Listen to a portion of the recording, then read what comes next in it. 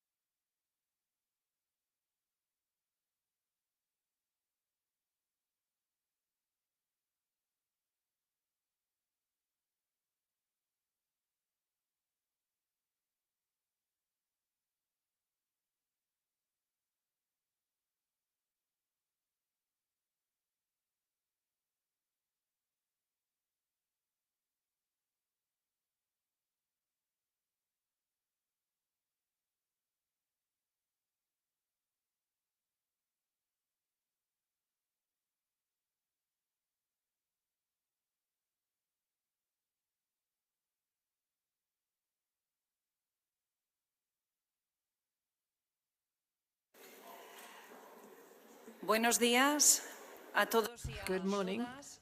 to all of you. I do hope that you've had a good rest, and if you did have time, I hope you enjoyed this wonderful city and this amazing country, Spain. First of all, I would like to say congratulations to the organizers of this Inter-parliamentary Conference on Stability, Economic Coordination and Governance in the European Union. We'll be dealing with present and future elements of the European Union that we're all part of as member states. And in this third session today, we'll be talking about integrating the social pillar into economic governance. A strong social Europe entails people, and above everything else, it means well-being. A strong social Europe means that we have an egalitarian society, and it also means high standards of employment, jobs, and social protection. So in this regard, sustainable competitiveness is the core of our social market economy, with one clear goal: sustainable growth, as well as being inclusive growth.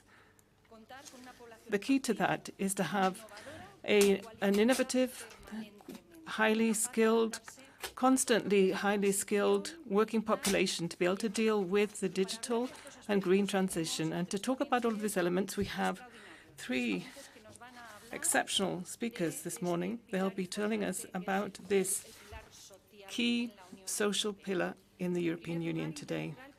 We'll be hearing, first of all, from the chair of Spain's Economic and Social Council, Mr. Antón Costas Comesaña. After Mr. Costas, we'll be hearing from Mrs. Margarida Marquez, who is a rapporteur on the economic governance reform proposal. She is also the vice president of the Budget Committee at the European Parliament. And the third and last speaker will be Mr. Joris van der Broek, member of the Chambre des Représentants of Belgium. The sequence will be as following. Each speaker will have 10 minutes for their presentation. After the presentation, you will all have 2 minutes, if you request the floor, to be able to make your comments from your seats in this room. And then there will be a last round of comments from the speakers to clarify any points or to answer any questions that they have been asked. So if you agree, we can get started with the very first speech from Mr. Costas. Whenever you're ready, Mr. Costas.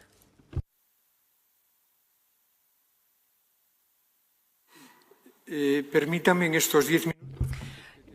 If I could, in these 10 minutes that I've been given by the chair of this session, I'd like to share with you three very short remarks. These are thoughts that I would like to describe for you. I will hardly be able to give you the reasoning behind them and the arguments because of the time, but I would like to give you my view on the social pillar.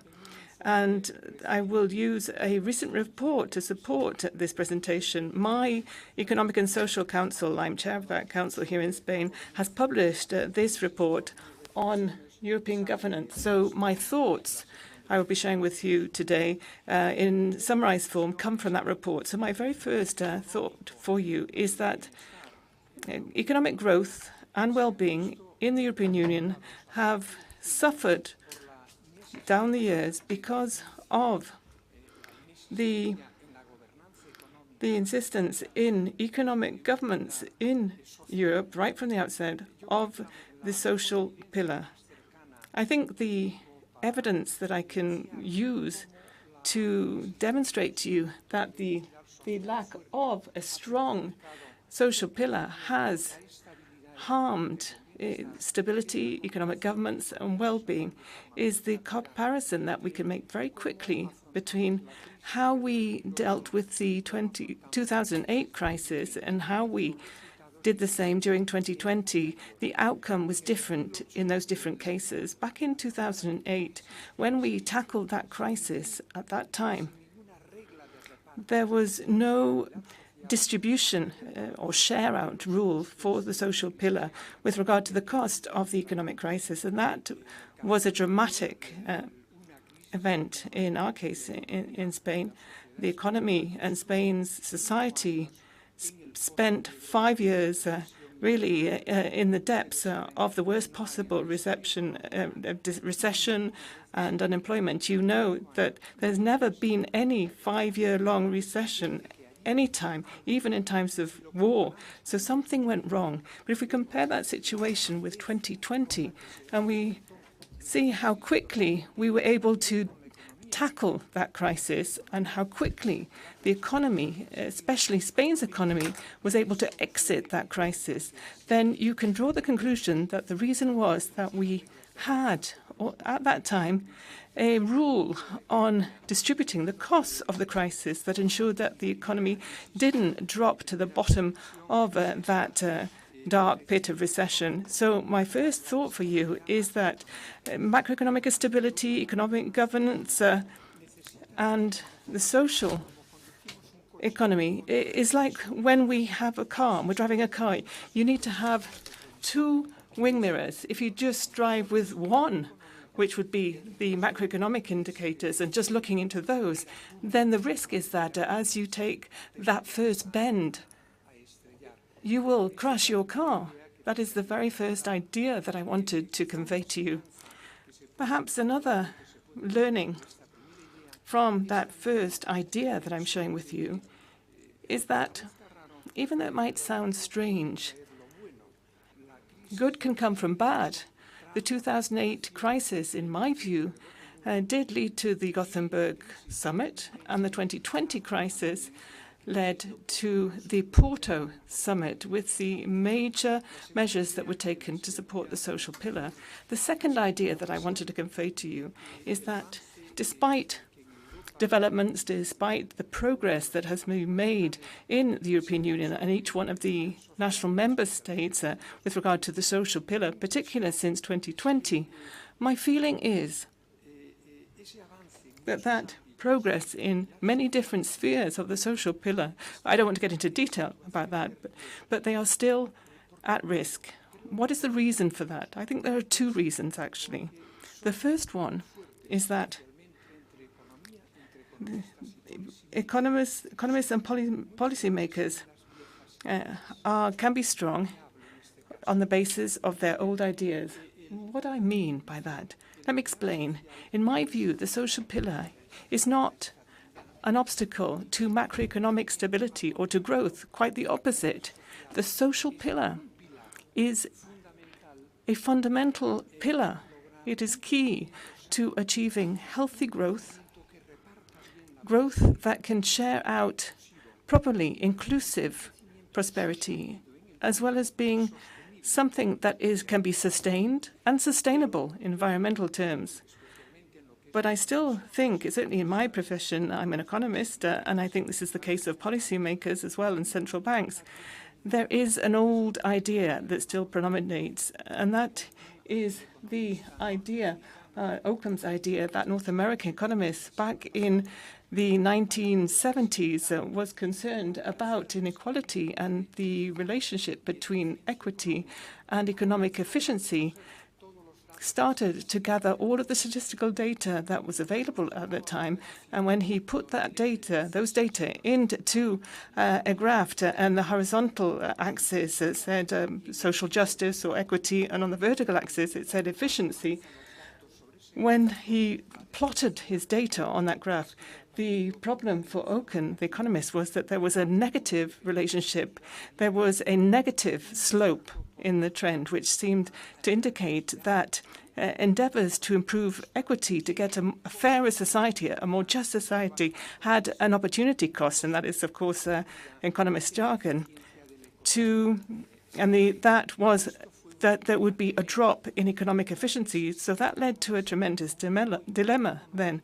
But today, I would tell you, perhaps people don't know this, that there has been an epiphany moment, if I could use that terminology, a revelation that has come about to us. Today, with the data that we have, the new data, for more countries, for longer periods of time, when we plot those data, once again, in the form of a graph, the epiphany is, the revelation is that the relationship between the social pillar equity once again, and efficiency is not negative. It is positive. And I do think that that is quite a revelation.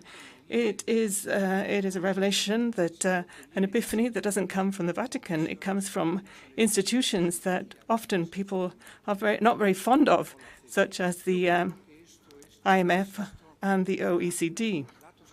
So let me stress again, as of 2017, with the data that we have, and with this consolidated empirical research that's been done, social well-being is not an obstacle. It does not hamper growth or macroeconomic stability. Quite the opposite. Through this consent and legitimacy, the economy has more capacity to grow, as I said before, in a more healthy way, to be more inclusive and more sustained and sustainable over time. And lastly, the third idea, the third thought that I wanted to share with you is that I think that what we need to be able to consolidate that social pillar is a new approach to economic governance, an approach that cannot be technocratic. It can't be top-down. In general terms, that is the way things have been. What we need is a more collaborative kind of economic governance, more sustained over time, with social participation that is very broad. In my view, this really isn't based on political views. It's based on economic ideas. We all agree that we have moved into a new era of uncertainty, haven't we? Uncertainty in the economy since the 1920s, when John Milton Keynes was famous and said, this is like a fog, isn't it? You can't see what risks are ahead of you. And how can you move forward through fog? The best way to move forward through fog is to do it together. The best way to make progress and move forward, and let me stress again, is to seek that collaborative economic governance that would allow us to reach consensus and agreement so that we can move forward together. It may be that we won't be able to move forward as quickly as if we were walking forward on our own. But there is a saying in Spain, which is, if you want to go quickly, go alone. If you want to go far, be it go with somebody else, be it go in company. So this is an era of uncertainty. We can't see the risks that are ahead of us, but we need now that consensus in so many different spheres of economic life and in so many walks of like life in politics and society. Those are the thoughts I wanted to convey to you in the time that I was allotted, 10 minutes. Thank you very much.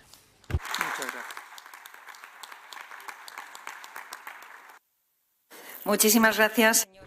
Thank you very much, Mr. Costas, and I should apologize to all of you and to the speakers because there was an additional speaker that I didn't mention, actually, which is Mr. Francisco Boya Alós, Secretary General for the Demographic Challenge at the Ministry for the Ecological Transition Demographic Challenge here in Spain, who is the speaker who should be speaking now. He has 10 minutes, whenever you're ready. Muchísimas gracias. Thank you. Thank you very much, Madam Chair, speakers, ladies and gentlemen. First of all, thank you very much for inviting me to participate in this Inter-parliamentary Conference on Stability, Economic Coordination and Governance in the EU. I'd also like to convey the best regards of the third Vice President of the government, Teresa Rivera, for ecological transition and the demographic challenge. And I want to express how pleased I am to be here. This was once my home, too. I'd like to share some thoughts on the policies regarding the demographic challenge and the combat against depopulation and following under the umbrella of the economic governance. I'll be sharing some thoughts during these 10 minutes. First of all, I'd like to talk about something which I think is of far-reaching importance in this context, which is the governance of simultaneous transformations.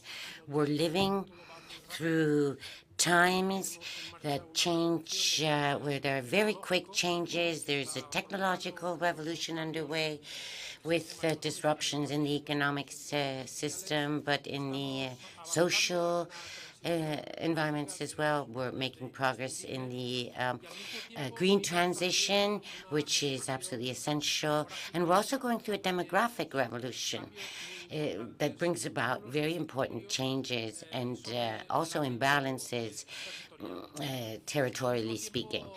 And at the same time, it's also very important to guarantee that in this very complex situation, we can guarantee what we call the strategic sovereignties. Since the war against Ukraine, we've seen how it affects energy and food. And other matters relative to geopolitics that affect us in our daily lives. Therefore, it's important that in this regard we are capable of rethinking the foundations of our social contract, of our social and economic structure. Professor Rodriguez Pose talked about the places that don't matter, and but we need to have a vision of the map that enables us to understand the very complex territorial complexity that we're living through right now. I think it's a good time for this thought process. It's good for the economic governance of the EU to take care of the impact of demographic changes and, very importantly, and above all, territorial cohesion.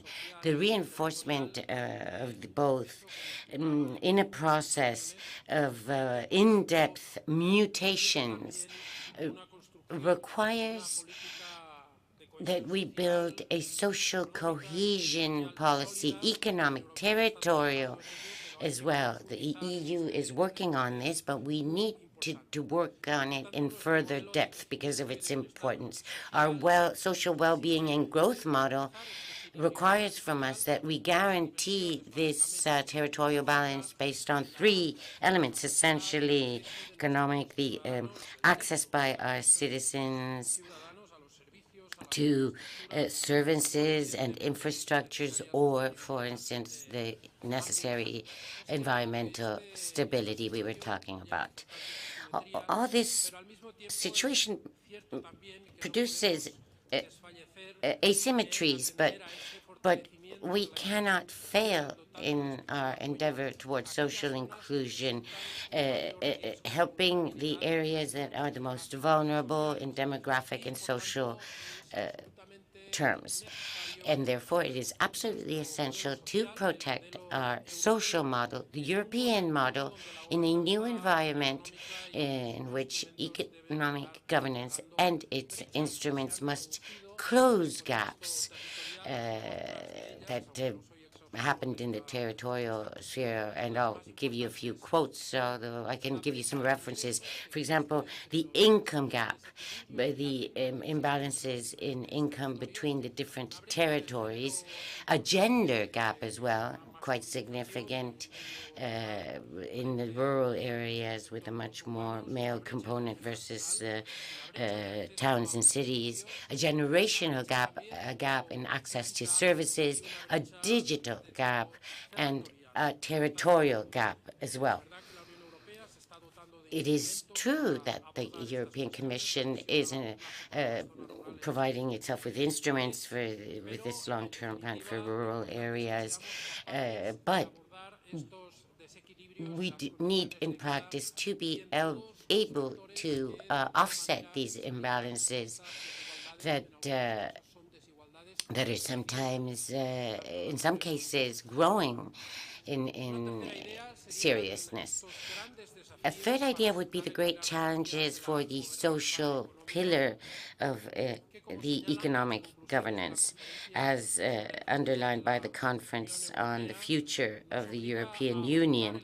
It makes us have to address the impact of socioeconomic changes, and that this is a shared common challenge. I also have probably 4 very quick points. First, address talent and human capital. This is of paramount importance. Talent needs to be spread out on one's territory. It cannot be linked solely to urban areas. Without them, you cannot build for the future. From the Ministry of Environmental Transition and the Demographic Challenge, we will be taking this subject on during the Spanish Presidency, rotating presidency of the Council, and how to spread out talent on our territories. And if you would like to participate in this event, it will be held in La Granja in Segovia on November 2nd and 3rd.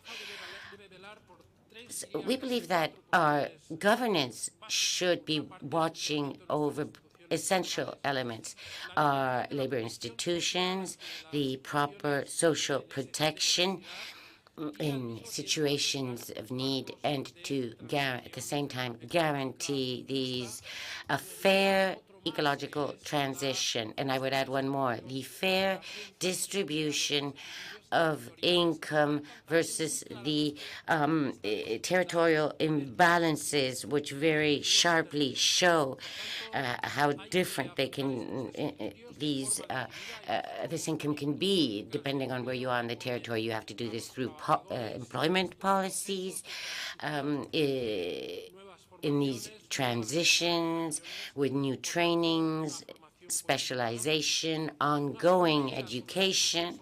And a second idea on social inclusion, in order not to leave anyone behind. It is, in this case, obvious that we must guarantee that all communities are included, especially the most vulnerable.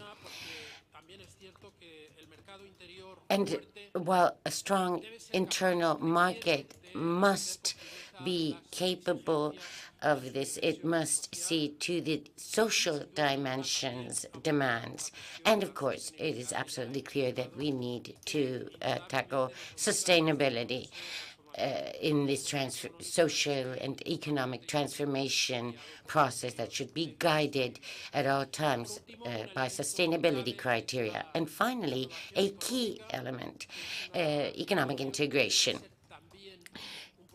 This too must be a social process, and it must not only look at production and technology. It must also have this other dimension, this ability to solve the major social challenges that our societies have today, our societies that are ever more complex. So with these conclusions, and keeping to my 10 minutes, I am ready to answer any questions you may have for me later. Thank you very much.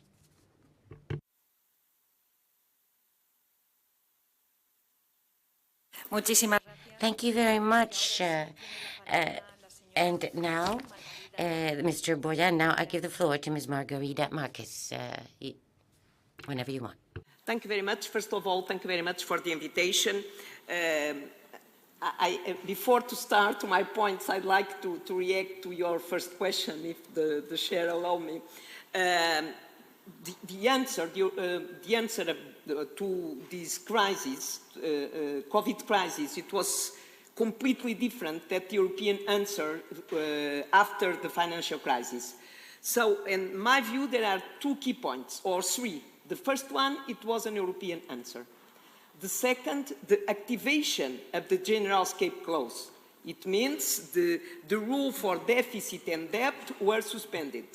And third one, the creation of the Next Generation EU. It means the creation of an investment capacity to recover the economy. In my view, are the 3 main points that identify, that can characterize the European answer in 2020 and after the financial crisis. But okay, I will stay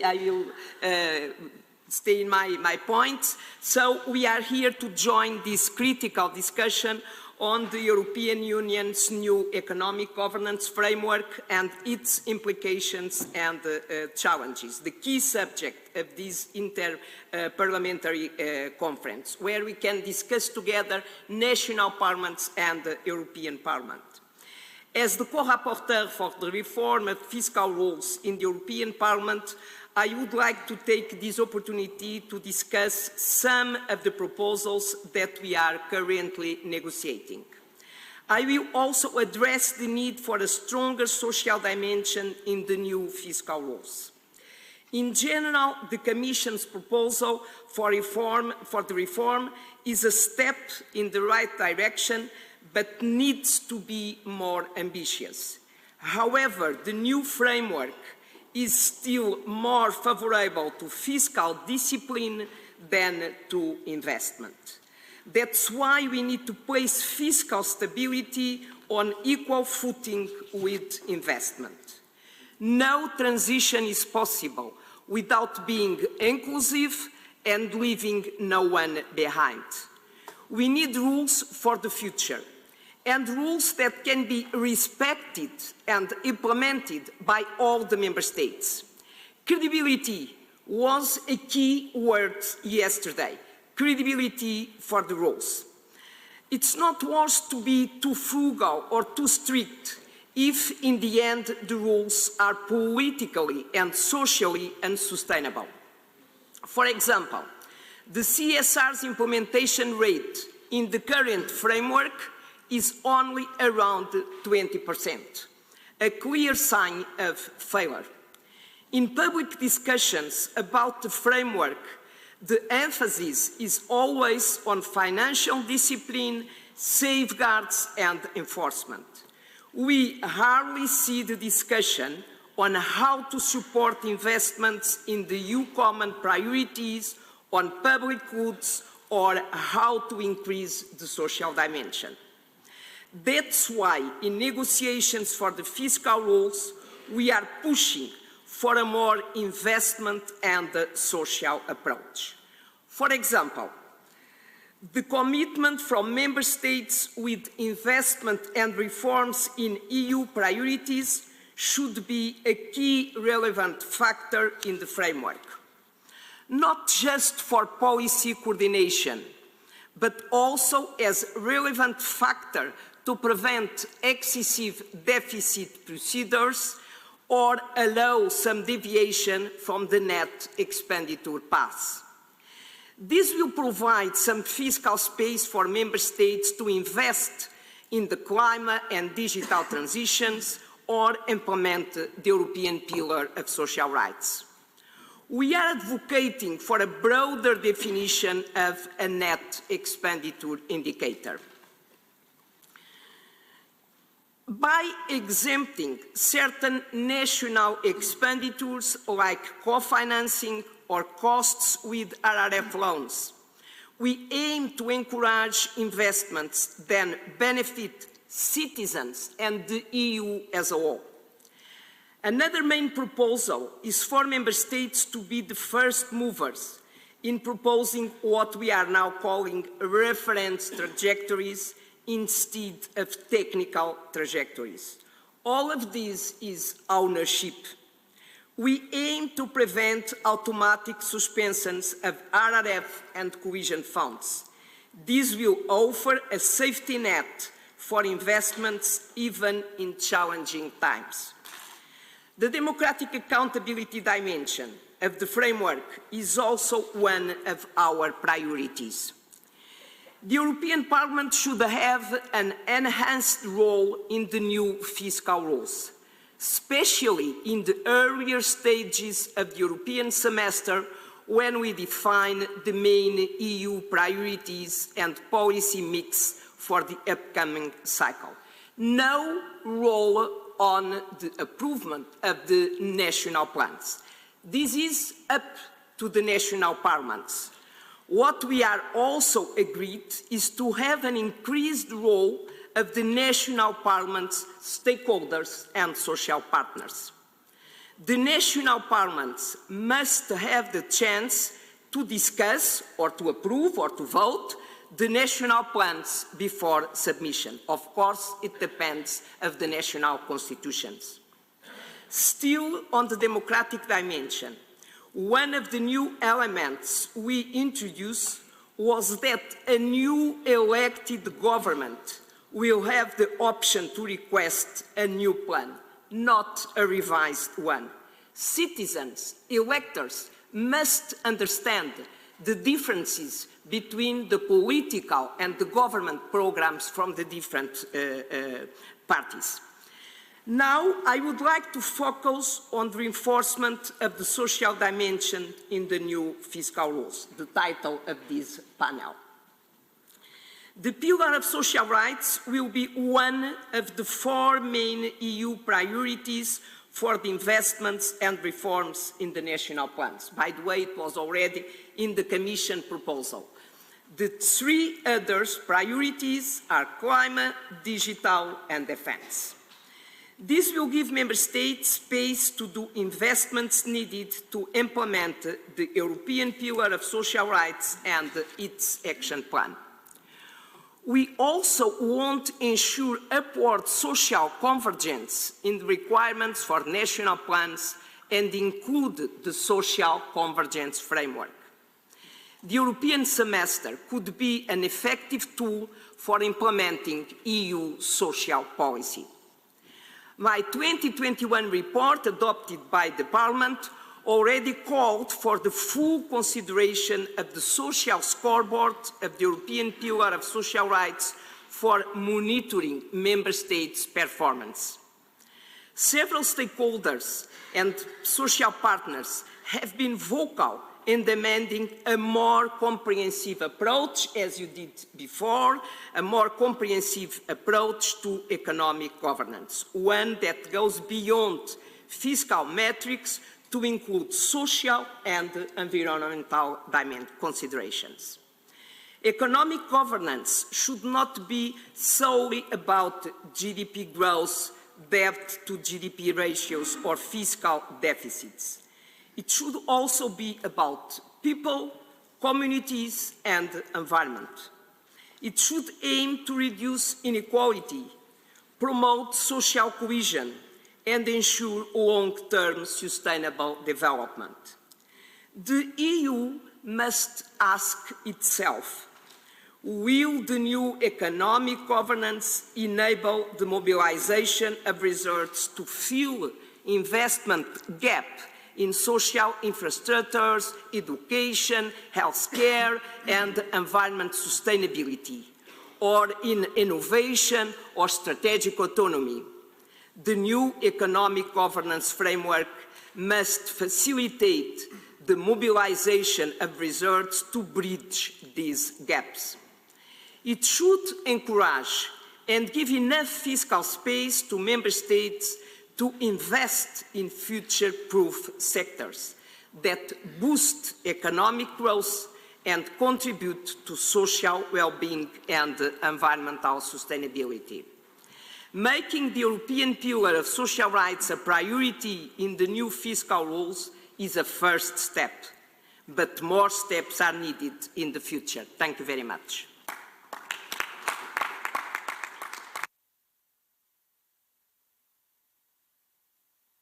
Muchas gracias, señora.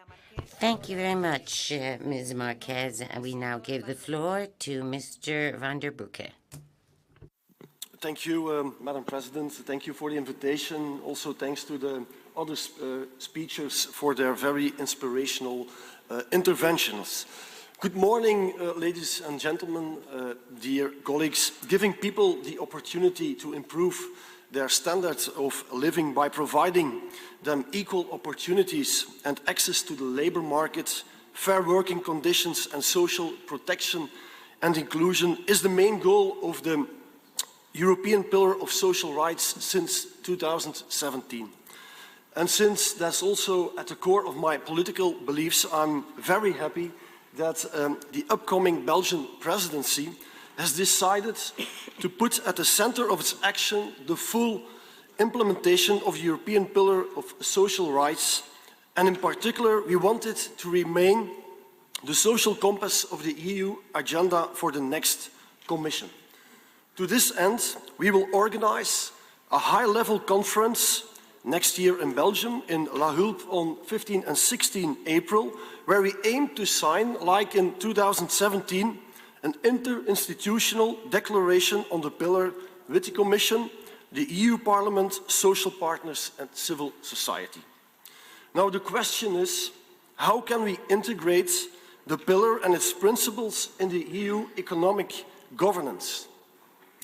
Based on the text proposed by the Commission in April 23, social reforms and investments are eligible measures in the adjustment plans as long as they address the country-specific recommendations, they contribute to support economic growth and fiscal sustainability, they respond to EU common priorities, including the European Pillar of Social Rights, and they are accompanied by a detailed, front-loaded, time-bound and verifiable mechanism. This means that member states can present a combination of well-designed social reforms and investments and have in exchange time flexibility in the adjustment of their debt path. While the reference of the European Pillar of Social Rights is positive, the criteria for deciding which investments and reforms are eligible for an extension of the debt adjustment plans should be further clarified. It is important to ensure that social investment is considered in this context, and more broadly, taking into account that it would pay off via higher growth potential and quality employment, ensuring a strong, adequate and fiscally sustainable social Europe.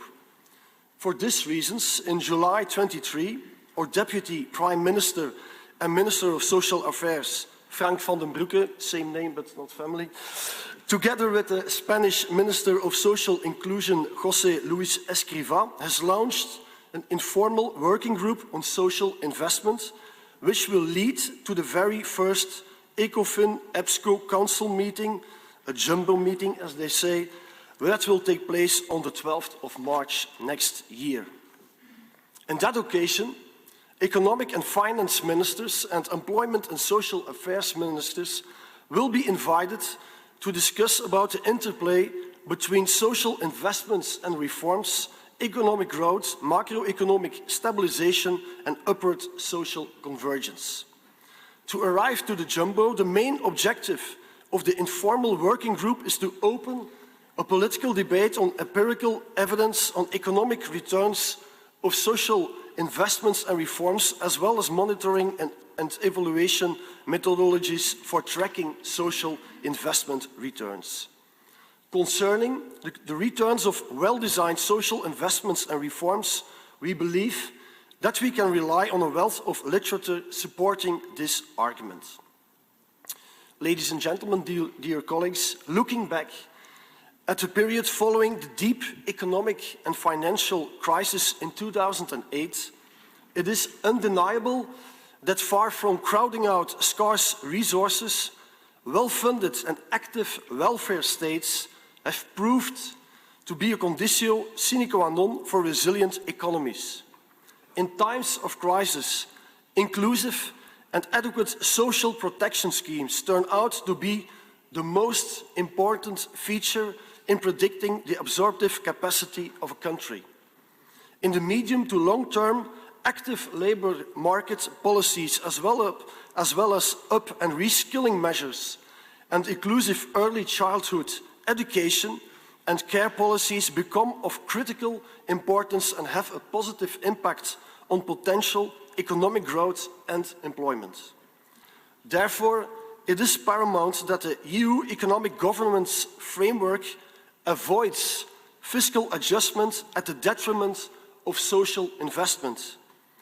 In particular, social disinvestment and cuts in social expenditure make the situation so much worse that spillover effects to other countries become inevitable, and that creates problems that require even more expenditure later on. Now, collecting empirical evidence on returns and evaluation methodologies is of key importance to convince economic and finance ministers about the interplay between social investments and reforms, economic growth, macroeconomic stabilization, and upward social convergence. Yet, we need to make sure that in the new economic governance there is not only a general reference to social investments, but this is also properly implemented, which poses a governance question. For this reason, the Belgian and Spanish Presidency asked an opinion to the Employment and Social Affairs and the Social Protection Committees on their role and that of EPSCO in the implementation of the Economic Governance Review. In our opinion, the new proposals should be better aligned with the existing European semester. They should allow EPSCO and its committees to play our treaty role to coordinate employment policies in a multilateral way, a role that should not be overtaken by either bilateral discussions between the Commission and one member state or by any streamlined procedure where only one council formation plays a role. The Recovery and Resilience Facility is an important warning in that respect, and we are somewhat concerned about the new proposals as well. We believe in particular that the country-specific recommendations must continue to play their role to the full extent with respect to policies contained in the medium-term fiscal structural plans. In this regard, we must be sure that in the implementation of the Economic Governance Review, we make use of already existing instruments, including the Social Convergence Framework, to firstly identify policy areas where action is required in the medium-term fiscal adjustment plans, and secondly, monitor the implementation of social reforms and investments in the annual progress reports. The Social Convergence Framework, a Belgian-Spanish proposal that we launched in 2021, it took almost 2 years of negotiations and the pilot project to arrive finally to an instrument which was supported by a qualified majority of member states in June 2023, and that next month will be integrated in the European semester. The design of the Social Convergence Framework actually sharpens the yearly multilateral surveillance activities of the EPSCO committees. It reflects on technical refinements of the analysis conducted using the social scoreboard and the methodology applied to it in the joint employment report. Furthermore, with the new social convergence reports and the Council conclusions on social convergence in the Union, the framework actually gives political visibility to the social dimension of the semester. Therefore, it is of key importance that we link the social convergence framework to the new economic governance review, and in this respect, we are very happy to see that in the European Parliament this proposal has already been taken up in the Employment Committee, and I wish this will also happen in the Committee on Economic Affairs. Dear colleagues, to conclude, in my view and in the view of the upcoming Belgian presidency, the implementation of the social pillar and in particular its integration in EU economic governance are of paramount importance. We hope to count in the next month on a large support of actors to bring forward such agenda and strengthen our social Europe. Thank you very much.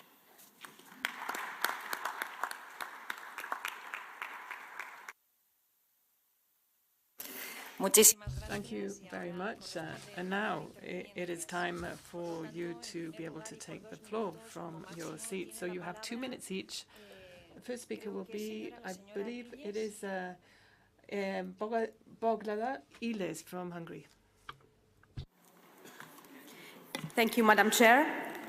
I would like to congratulate for organizing this event, not only because you provided such a wonderful environment for this discussion, but we can feel and taste the Spanish way of life, which is truly amazing.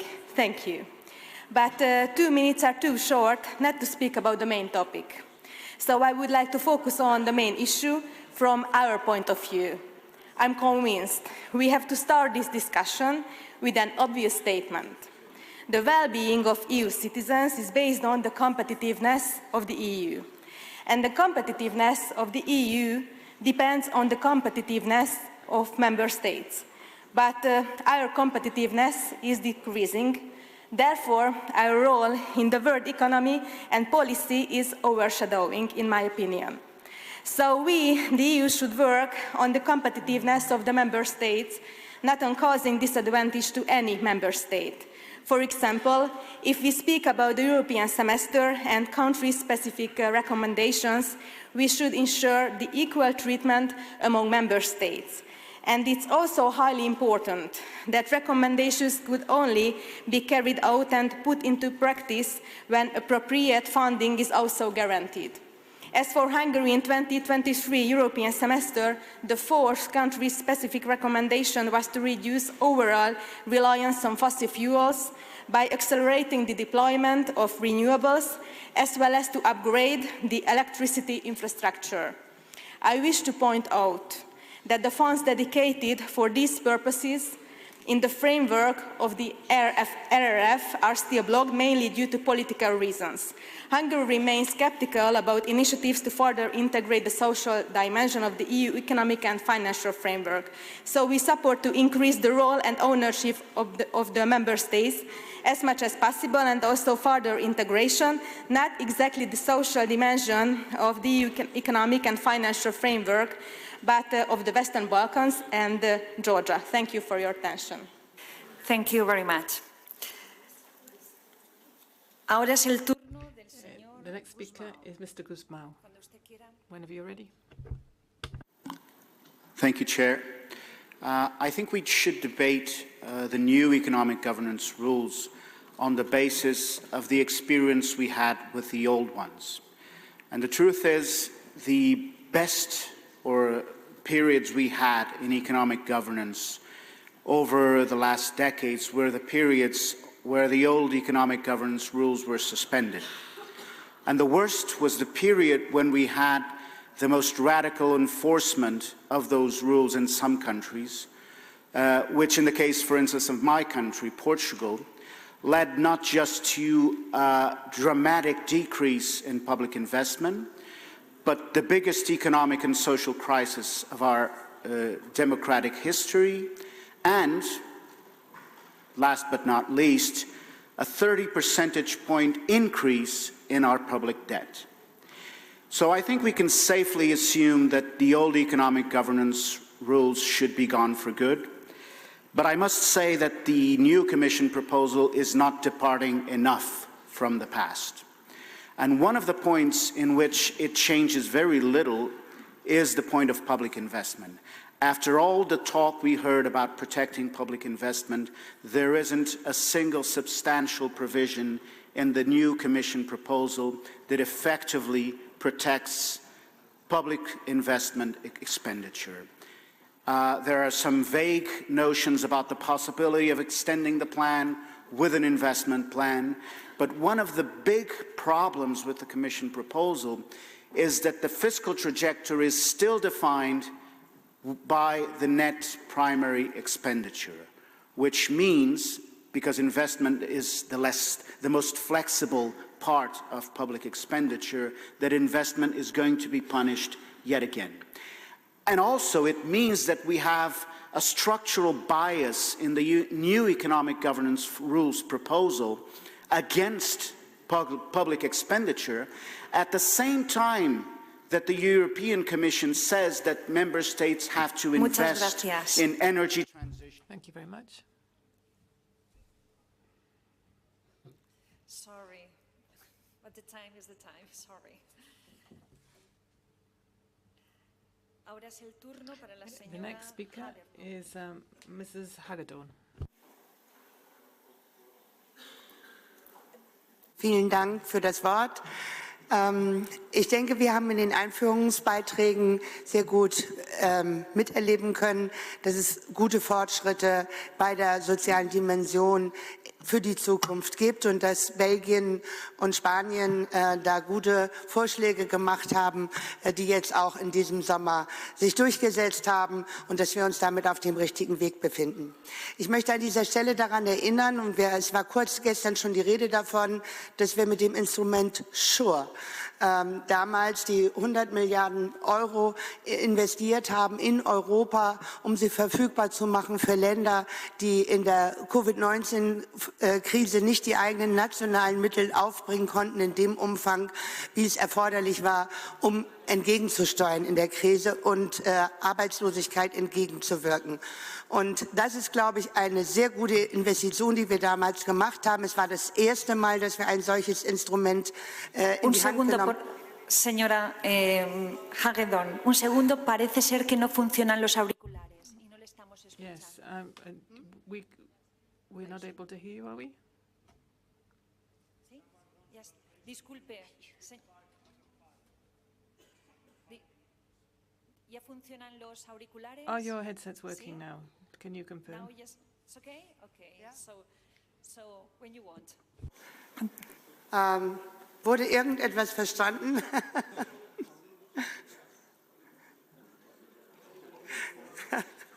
Puede continuar cuando quiera. Please continue when you're ready. I think the headsets weren't working, so nobody was able to hear you, but you will be given a little more time. Vielen Dank.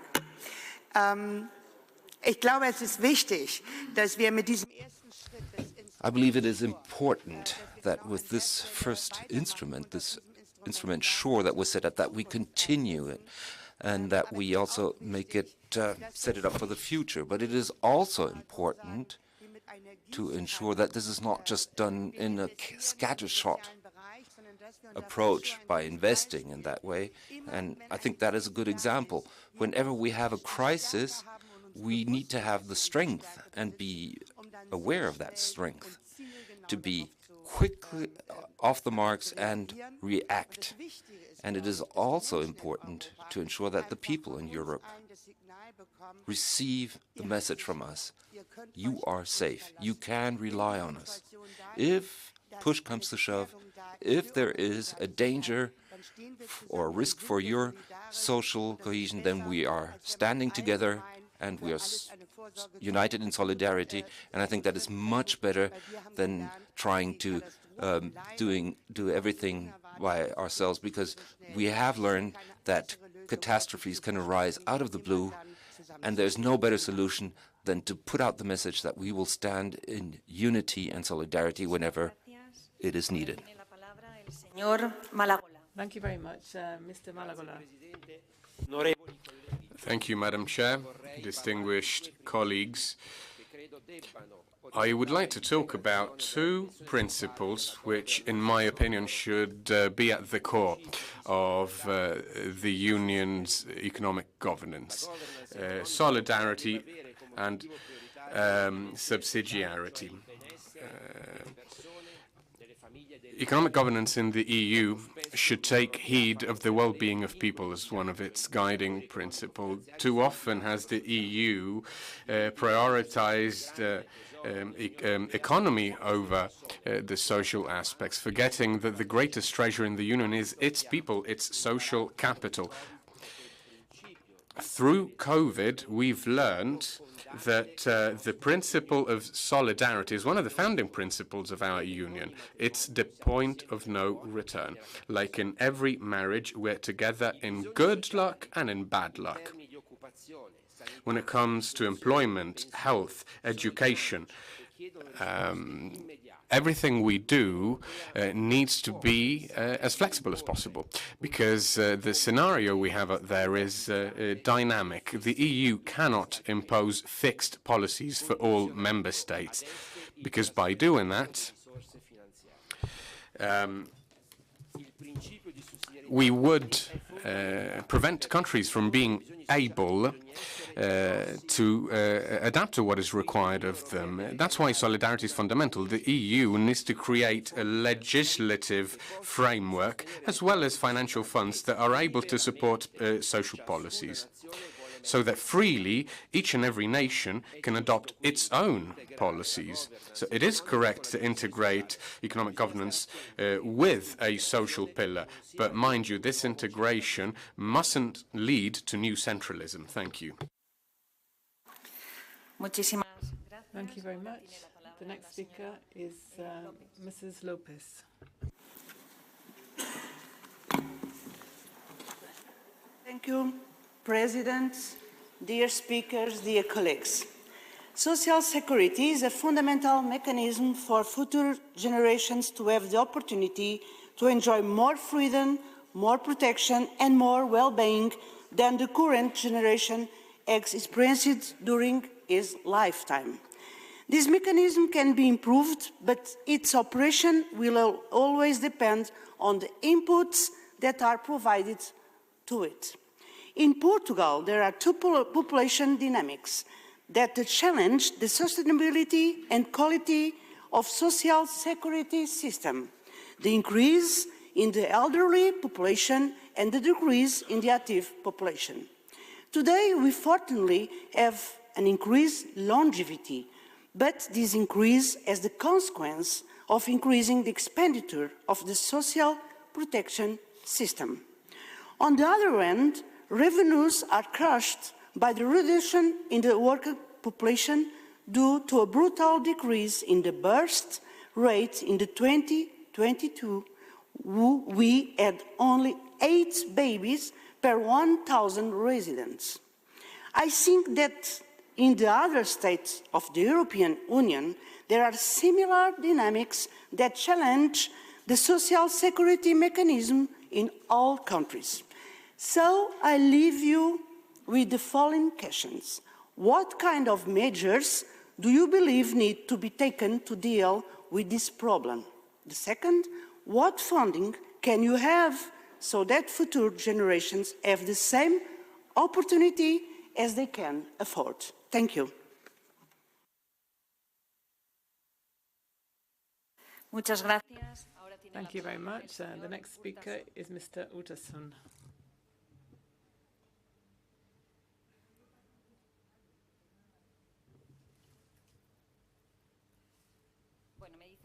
I'm being told he's not in the room, so it'll be Mr. Andreas Kafkalias. Thank you. Dear colleagues, the successive crises significantly weakened the social fabric, put pressures on the social, healthcare and pension systems, and had asymmetric effects for EU member states, widening inequalities and leading to socio-economic disparities, labour market regulation, which hit disproportionately vulnerable social groups.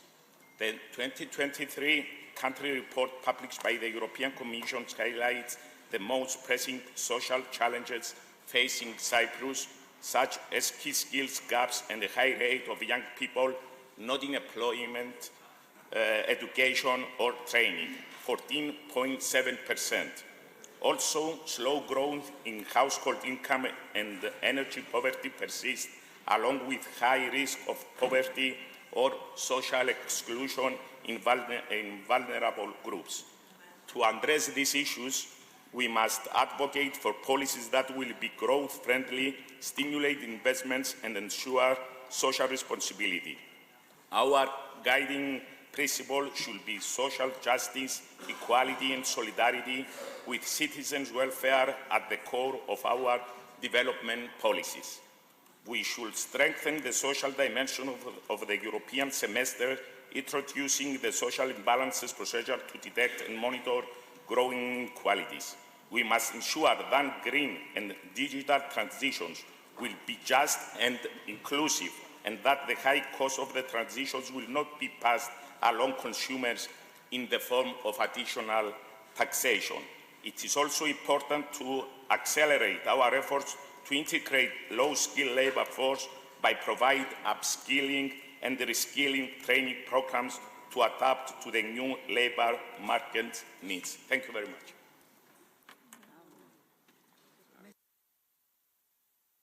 Muchas gracias. Thank you. Now I give the floor to Mr. Markopoulos. Thank you, Chair. The new European fiscal governance rules revising the Stability Pact must combine fiscal discipline, growth, and also the social identity of our continent. We have to remember that. We all remember here the acronym of debt crisis, PIGS, Portugal, Italy, or Ireland, Greece, and Spain. The previous decade was a real disaster for our societies in the field of economics. Our four nations, our states, our citizens are determined to continue following the path of fiscal responsibility.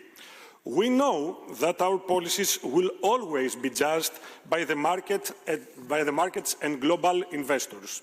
However, it is a need to find a balanced agreement that will ensure the limitation of deficits and public debt at the European level, without undermining economic development and social state. Thank you. Muchas gracias. Thank you. Now I give the floor to Ms. de la Pisa. Thank you, dear colleagues. This debate on the social dimension of economic governance is as important as it is sensitive. Social economy is included in the European Pillar of Social Rights. That is not binding. It is a guideline, and as such, it should be treated. And that makes sense, because what is social dimension? We would need to agree on its definition. Many of the so-called social measures have had a negative social impact. For many, the best social measure is quality employment. For others, it's permanent subsidies and benefits. For some, flying by plane is an attack against people's freedom, or not flying, or environmental preservation. We need plurality. We need different visions. If we endow it with an ideological component, I would call it a social, but socialist component in economic governance, we would be attacking the very heart of democratic principles. Let's be realistic. We have experience in the left-wing policies in the past and the present. In Spain, social communist government is leaving us at the greatest unemployment rate in the OECD, approving laws that, instead of being neutral and objective, are totally ideological. I have to admit my concern when I listen to the chairman of the Economic and Social Committee Council. He talks about an epiphany. He talks about it's very easy to even us out in poverty. Don't you think that seeking consensus dilutes the real representational capacity of our chambers, and our colleagues are passive if they take on this single thinking of international forms that are not democracies. We are voted to defend ideas, different economic perspectives. Thank you. Tiene ahora la palabra el señor. We now give the floor to Mr. Pavic. One of the greatest challenges in the coming decade will be overcoming the inactivity and risk of poverty among discouraged workers and elderly. The share of the population at risk of poverty of social exclusion in Croatia is 19.9%, which is lower than in some more developed EU countries. However, the risk of poverty and social exclusion for people over 55 in Croatia is much higher than the Europe average, especially for women. Furthermore, the gender pay gap is still present, which makes it necessary to strengthen the position of women in the labour market. The challenging labour market situation of people with disabilities has to be addressed as well. In Croatia, poverty is largely concentrated in rural areas, especially in the parts of the country destroyed in Homeland War. Larger difference in regional unemployment levels make the problem of social exclusion more acute. All this resulted in negative demographic pressures and immigration, so the rate of population decline in Croatian rural areas is twice as high as the country as average. Skills mismatch are identified as one of the main challenges. Overcoming this challenge implies big reforms and adaptation of the education system to the needs of the labor market. In addition to the activation of the people outside the labor force, the focus is also placed on the creation of new jobs in green and digital transition industries. Thank you. Muchas gracias. Thank you. Thank you very much. Now I give the floor to Mr. Zullo. Thank you, Madam Chair. Dear colleagues, we said yesterday that the process of unionizing Europe is still not over. This process has been centered on the globalization, on the single currency, on the single market, on GDP, on competitiveness. But one thing we have not globalized is a few fundamental rights, the dignity of people. The breach across states, between states and within states, has only increased. We have suspended our Stability Pact so that we could better face up to the challenge represented by COVID. But the challenges that lie ahead are even harder. Low natality, an aging population, climate change, the energy transition, competitiveness, a balance between poverty and wealth, new diseases which we have to find a cure for through research and investment. All of these phenomena should be taken into account upon revising our Stability Pact and the economic governance of the Union. Net primary expenditure is a good indicator. But let's not forget that we have to solve problems if we don't want the next generations to have to face them themselves. And today we're talking in the future tense. We need to be brave enough to revise our regulations. But if we aren't brave enough to do that, since we're talking about sustainability and growth, let's think about people, not only numbers. Investing on people will foster growth and sustainability. It will ease public debt. I agree with my colleague Malagola. This vision needs to be grounded in the historical, economic, and social peculiarities of the different member states. We can't have the same rules for everybody. Thank you. Muchas gracias. Thank you very much. Now, Ms. Reyes has the floor. Presidenta, señorías, el eje europeo de los derechos sociales. The European Social Rights Axis provides for a social Europe for all EU citizens with equal access to the labor market and to fair working conditions. At the Porto Social Summit, all participants undertook to achieve the goals such as those of the first principle. Every person is entitled to education, training, ongoing education that are inclusive and quality. Here in the Iberian Peninsula, at the beginning of the 20th century, we had totalitarian regimes that did not want people to access education.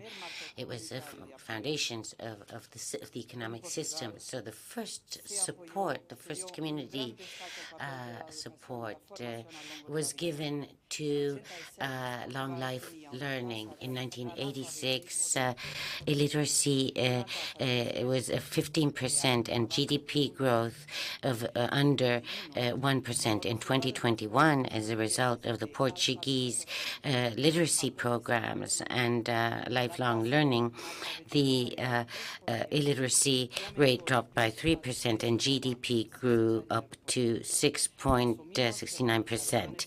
We take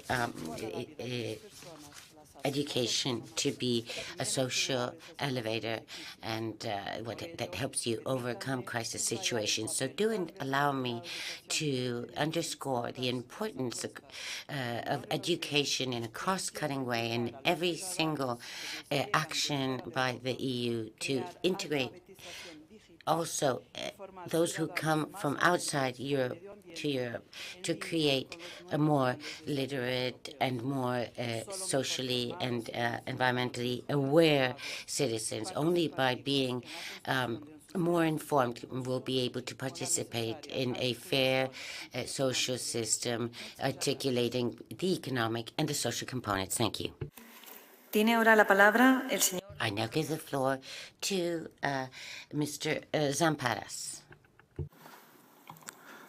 Thank you, Chair. Today's European Union was born with the aim of bringing together the economies and societies of Europe destroyed by the Second World War, aiming to reduce the great social inequalities through the common development of the European countries. Decades later, we can conclude that this goal has unfortunately not been achieved. As much as we are proud of the achievements of the common European home, social and economic inequalities remain both within the European states and between the member countries of the Union. At the same time, in the last decade, along with the economic crisis, Europe, and especially Greece, a new challenge was added, that of climate change, of climate crisis. The energy crisis, the extreme natural phenomena, the rising temperatures, the decrease of water supplies, the decline of biodiversity are few of the many problems faced our common home. A big challenge for the European Union in the forthcoming years will be to deal with the effects of climate change, and of course, a sustainable development model should therefore focus on green development for all the people. Unfortunately, however, the economic crisis of the recent years has revealed a two-speed Europe. The countries of the South faced much more serious problems and the gap between them and the North increased. So, since the transition is one of the Union's priorities, reforms and investments should aim at green growth focused on the environment without leaving societies behind. Thank you very much. Muchas gracias. Ahora tiene la palabra. Thank you. Now, Mr. Manders has the floor.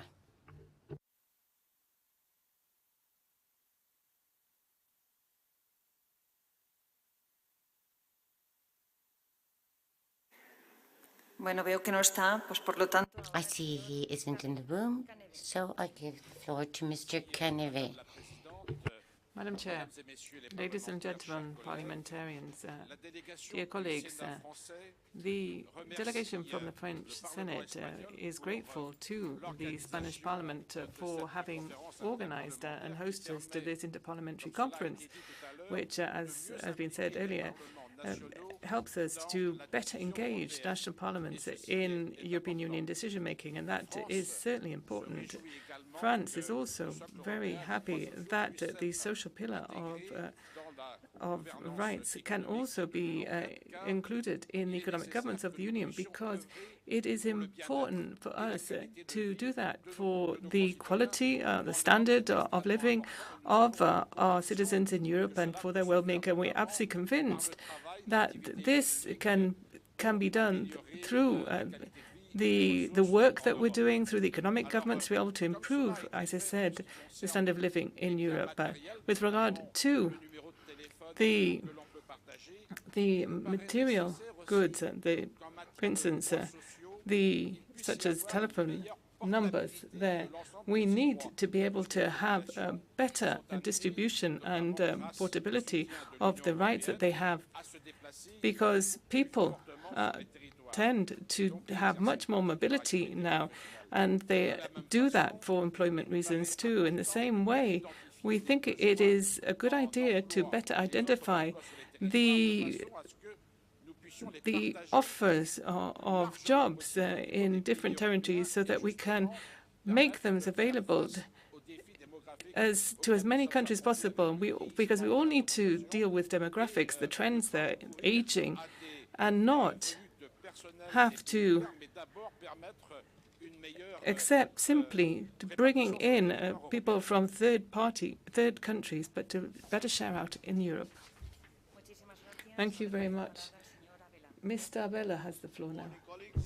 Strengthening social and economic resilience governance is crucial to ensure the well-being and stability of our citizens. There are several key areas to achieve these goals. Coming from Malta with a profession of an educator and an expert in technology, I feel that first of all, investment in education and skills development is essential, especially in the traditional skills and even on emerging ones that we have today and those for tomorrow. This includes promoting STEM education, artificial intelligence and robotica, vocational training and lifelong learning to improve employability and quality of life. Secondly, fostering a diverse and inclusive economy is important. We should work to encourage the growth of various sectors such as renewable energy, innovation, tourism and creative industries to foster a resilient and a more dynamic economy. As well, supporting SMEs and startups can also contribute to a bolder economic resilience. This, while we continue to implement further policies to protect the vulnerable groups, such as the elderly people, people with disabilities, and low-income individuals. To conclude, strengthening our social and economic resilience requires a comprehensive approach that includes education and skills development, economic diversification, social protection, and sustainable development. It is therefore of paramount importance, like what we are doing in Malta, so that we all here focus on these areas in order to build a more robust society that can effectively adapt to challenges and succeed in the face of change for the opportunities we are and for those we will be creating. Thank you. Muchas gracias. Thank you very much.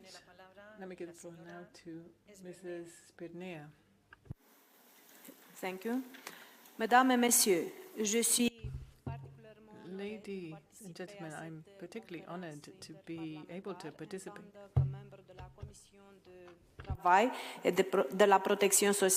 in this event as I am part of the Social and Employment Committee in our Parliament.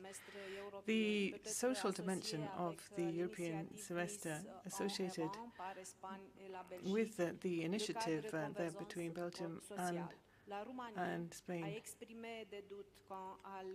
Romania has expressed doubts about the introduction of this instrument because there are perhaps risks of excessive administrative burdens that would perhaps avoid the value added then, because perhaps we will have overlapping of existing instruments.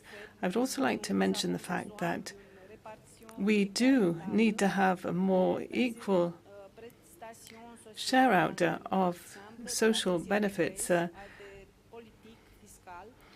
in our societies with regard, and also have the most appropriate social and wage policy. Romania has proposed a progressive increase in the minimum wage. To be able to achieve that target, we need to ensure that the young people do receive the right wages. Thank you very much for your attention. Thank you very much. Mr. Moynihan.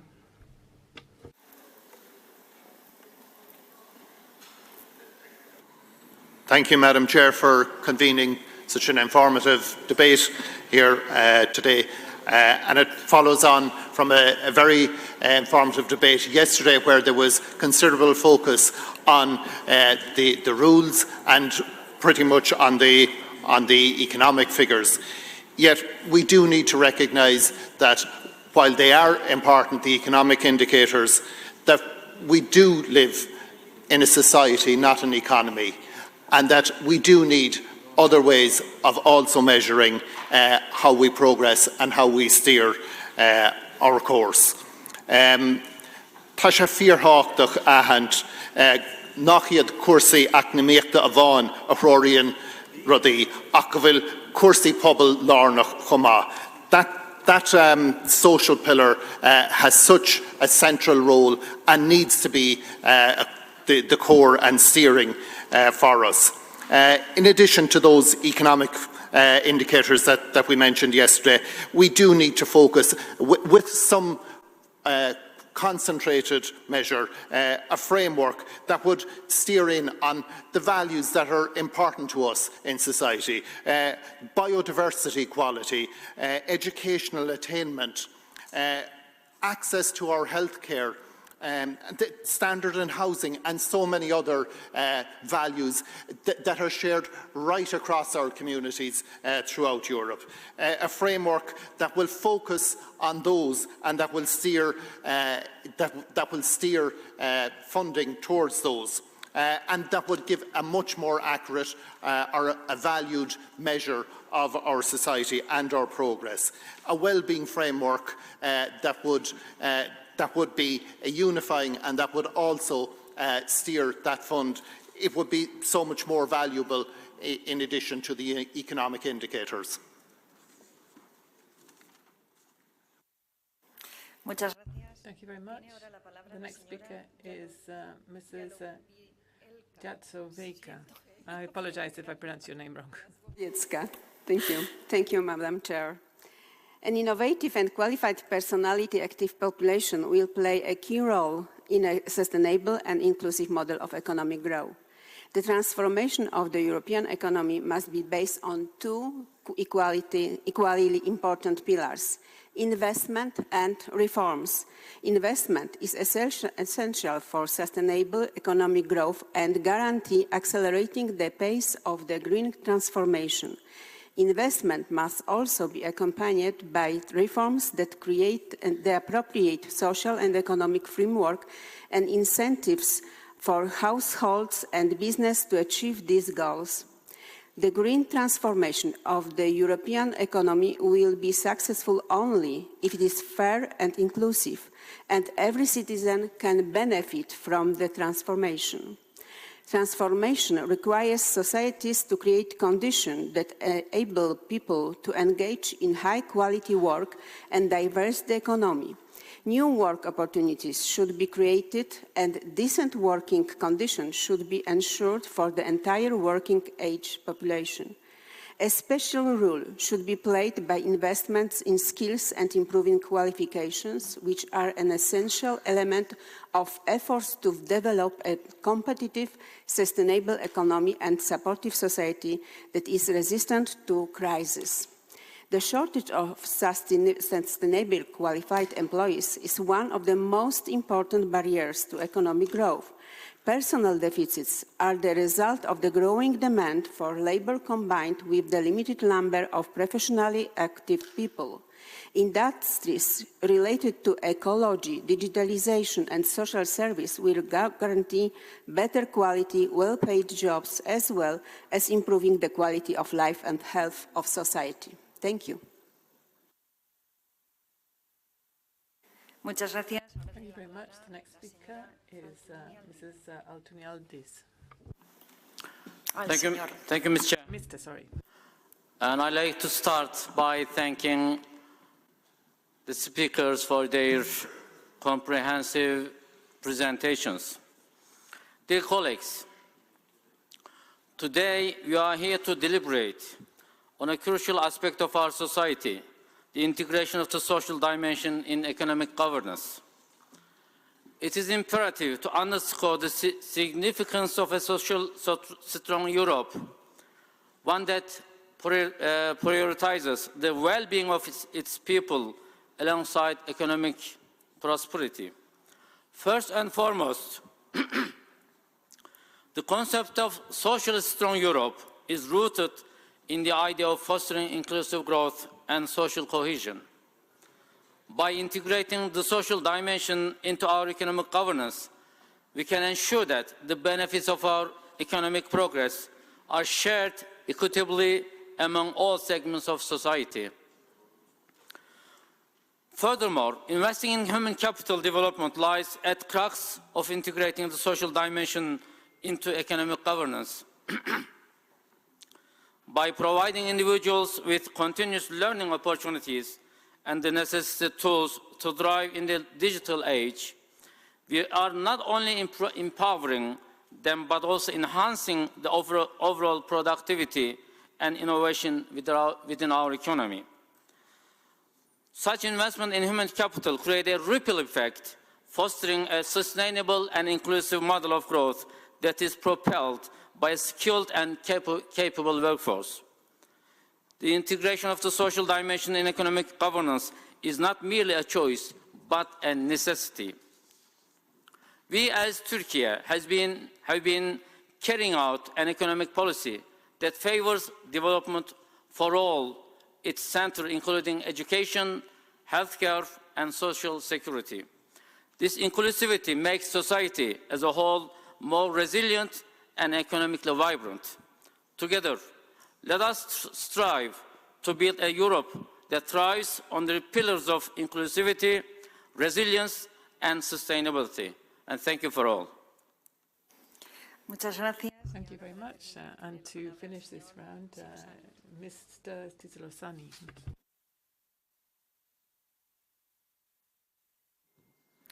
I would like to thank our Spanish colleagues for giving Georgia the opportunity to participate in this very important conference. Dear colleagues, the European economy is undergoing unprecedented transformations toward the green and digital future in the time of strong uncertainties and tense geopolitical realities.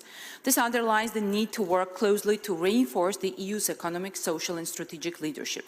Last year, Georgia applied for EU membership, reiterating that we see our future within the European family.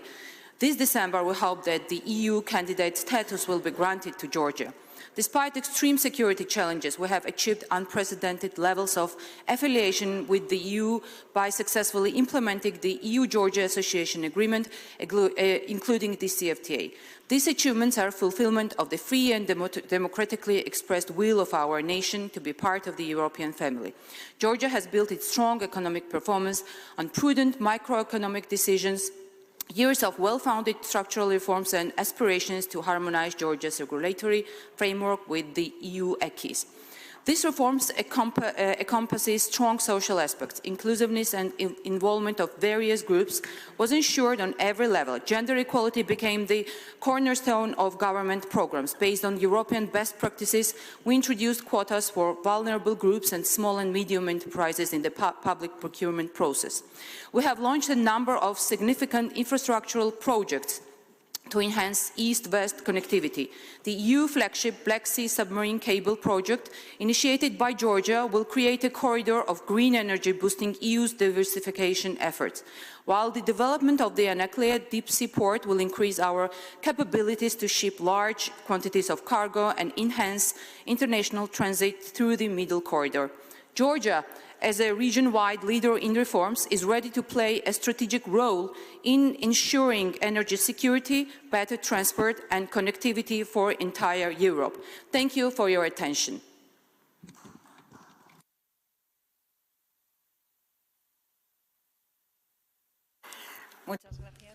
Thank you very much. And now we will have the response from our speakers, starting off with Mr. Costas, when you're ready.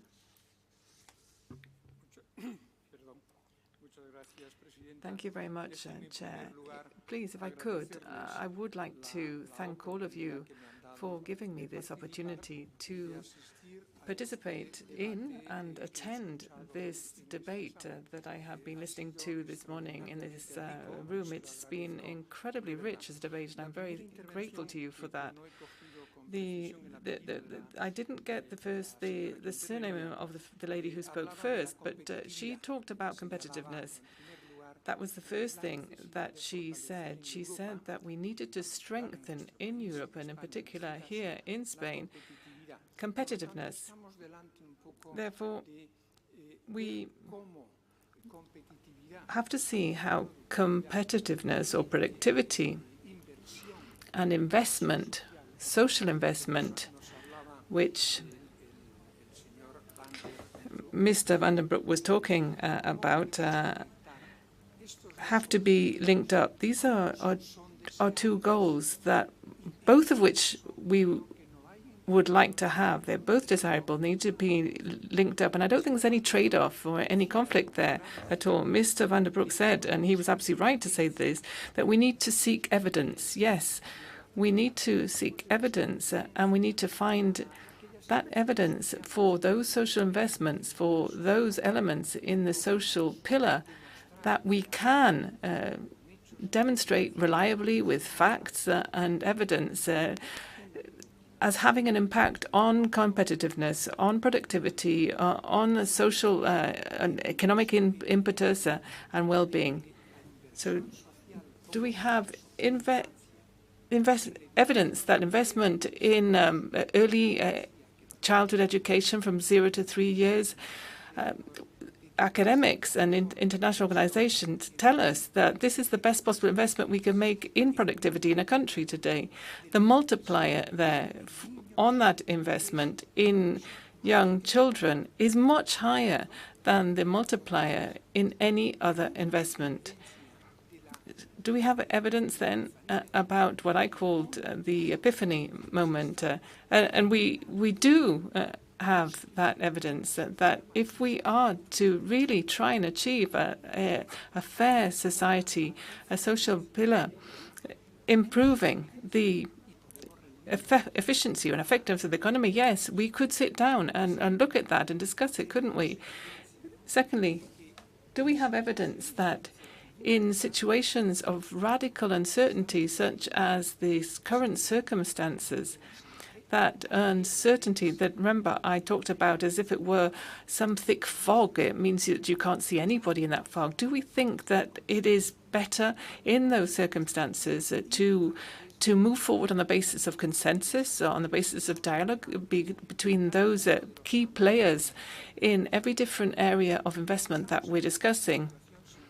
Ladies and gentlemen, parliamentarians, and I'll finish on this point, this is a different moment in time from the last 40 years. Now we will need to have to seek, at the same time, equally desirable goals that may, at certain times, run into short-term conflict. We want decarbonization, don't we? But at the same time, we want to be able to guarantee the security of households and enterprises. There's a trade-off there. There's a conflict. Then how do we resolve that? Well, a great liberal philosopher managed to do this. If you're interested in these questions, Isaac Berlin, he said that it is not possible to, in absolute terms, seek one single goal, no matter how desirable it is. He talked about equality and freedom. If somebody decided to go for freedom as the sole goal, it would have an unquestionable impact on equality. But if you decide that it was the equality was the only one, it would also affect freedom. So we are doomed to govern our countries and to govern the European Union through these conflicts, through these trade-offs. And in those circumstances when we have to seek trade-offs, what we have to do, and I said this before, is to ensure that we have collaborative governance, because only through the consent of society will we have legitimacy and be able to make our policies effective in the economic sphere.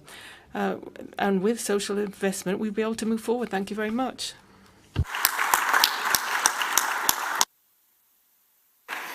Gracias, señor Costa. Ahora... Thank you, Mr. Costa. I now give the floor to Mr. Boya. Please reduce your words to 5 minutes, because they're telling us we are running out of time.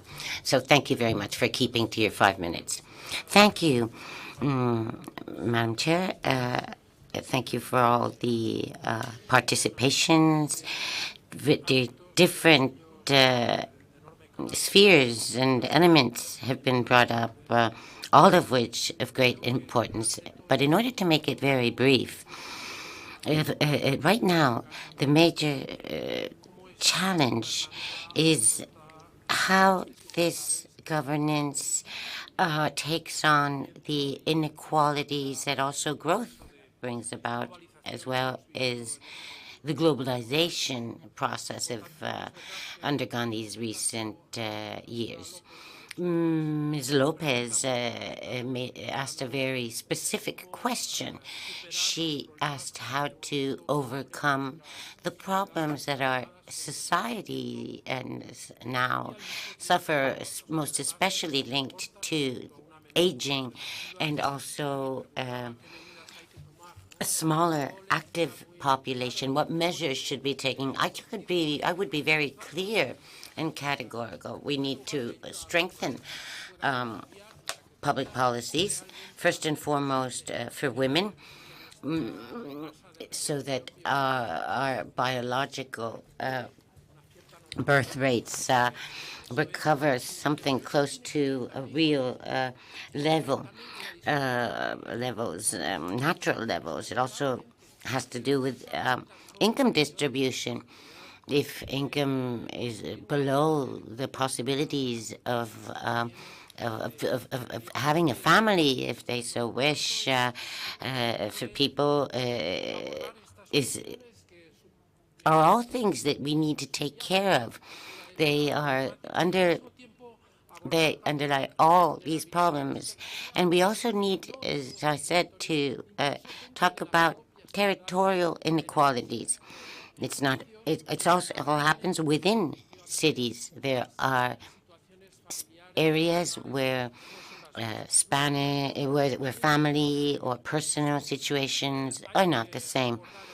As I said, we need to tackle poverty, social exclusion, the role of women in our society, reinforcing our measures to build a labor market that is very inclusive, and we need to address the diminishing population, because if not, in 15, 20 years, it can become a catastrophe for Europe as a whole.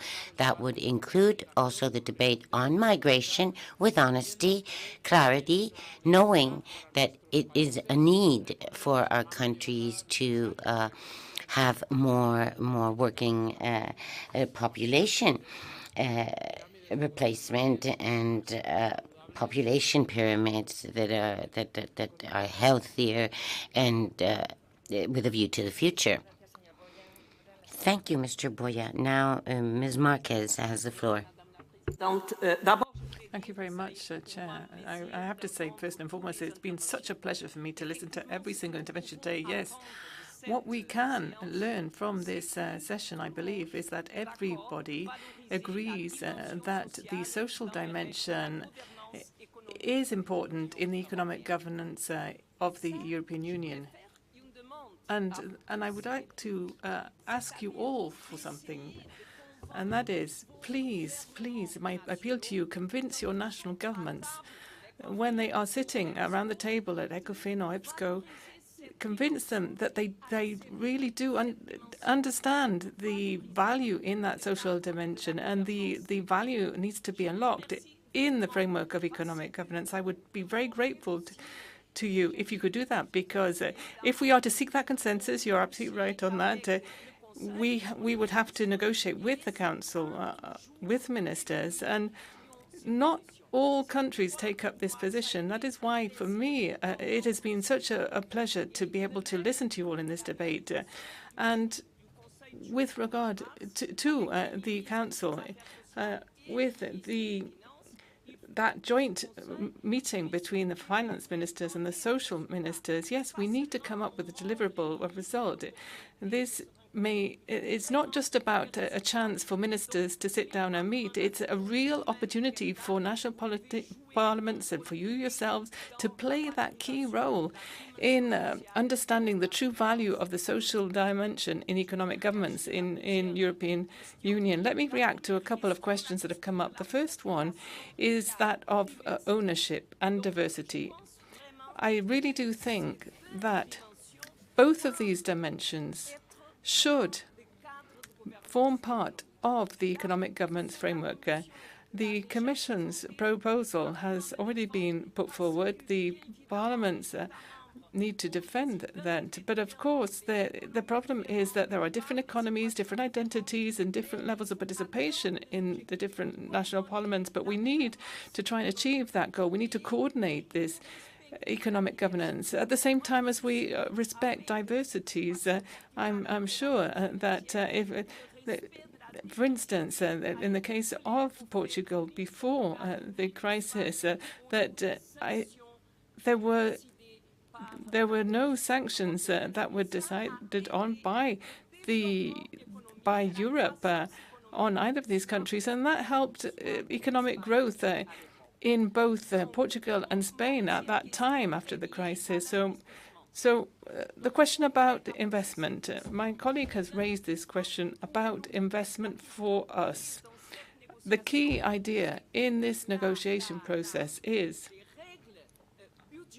that the budgetary rules and the indicators need to have exactly the same value as the investment needs. So the budgetary rules need to give us that leeway to the member states to be able to carry out those investments. Otherwise, we will never be able to have those investments, and there will be no economic growth.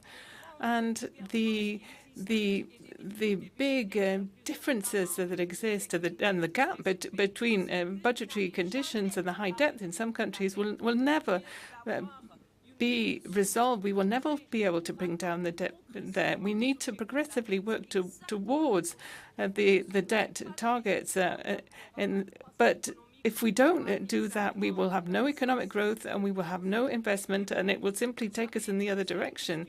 You've all raised very interesting questions. Demographics came up, other social issues came up. Of course, these are absolutely key questions that we need to put forward, to put on the table, because we need to reach that consensus, yes, about our economic governance rules. Thank you. Muchas gracias, señora Marquez. Thank you very much, Mrs. Marquez. And to end this session, Mr. van der Broeke. Much for all your inspirational interventions. I've not much to add as a reaction to it, but I feel there's a broad support in this hemicycle for seeing the European social pillar as an accelerator for more economic growth and prosperity. I was especially charmed by the intervention of the colleague of Germany. I think she very well touched the essence of what should be the result of strong social policies. I completely agree that mechanisms of solidarity, not only on an interpersonal level within member states, but also between member states, is the best buffer in times of crisis. And that's exactly what the upcoming Belgian presidency will be working on, and I hope to see you all again next year in Belgium. Thank you very much. No, antes de finalizar. Before ending, I would like to say a few words myself. First of all, I do need to apologize if I didn't pronounce everybody's names right. Please accept my apologies. And secondly, thank you so much for all of your comments, and thank you for allowing me to be here with you. I have learned so much from all of you in this debate. I'm very happy that the Senate has asked me to chair this session. It has been very exciting, very moving. A lot of your interventions have moved me. And just to remind you, this is our territorial chamber here. This is Senate. It represents the different territories in this country. So let me say two things to you. Two things that I would like to highlight the value of. First of all, thank you so much for all of the work done by Europe, the Next Generation funds. That effort has been extraordinary, exceptional, and that has transformed and is transforming our countries and our territories. And I'm saying that because before I was a senator, I was a mayor. I was the mayor of a city called Castellón de la Plana on the Mediterranean coast, 170,000 inhabitants, and the Next Generation funds allowed me and allowed Castellón, my town, to become more greener, more sustainable, and more digital. And it's not just that. We transformed the city But we also brought down our 80% debt level in that city. We were able to double the spending on social policies and 450% rise in employment policies. Today, that town, Castilla-La has much better future than before the Next Generation EU fund. So thank you so much for that effort that you made there. Secondly, the citizens, our voters, our people living in Europe or Spain or wherever, they live in cities and towns. Remember that.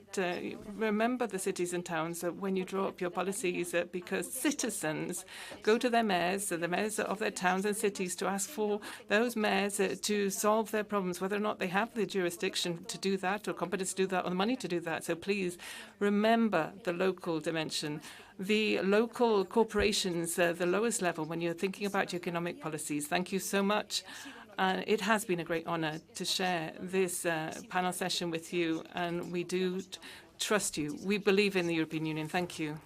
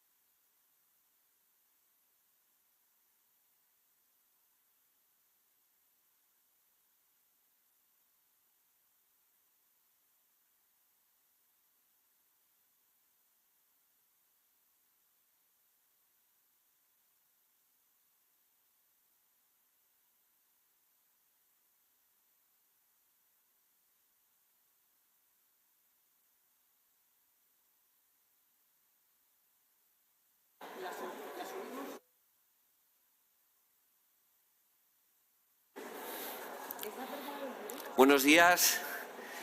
Vamos a continuar con la cuarta y última sesión de esta Good morning. Let's continue with the fourth and last session of this Parliamentary Assembly on stability, economic coordination and governance in the EU. Now it's time for the open strategic autonomy. As the world becomes more unstable and complex, autonomy is more important than ever. For Europe to come out stronger, we need to act quickly and in a coordinated fashion.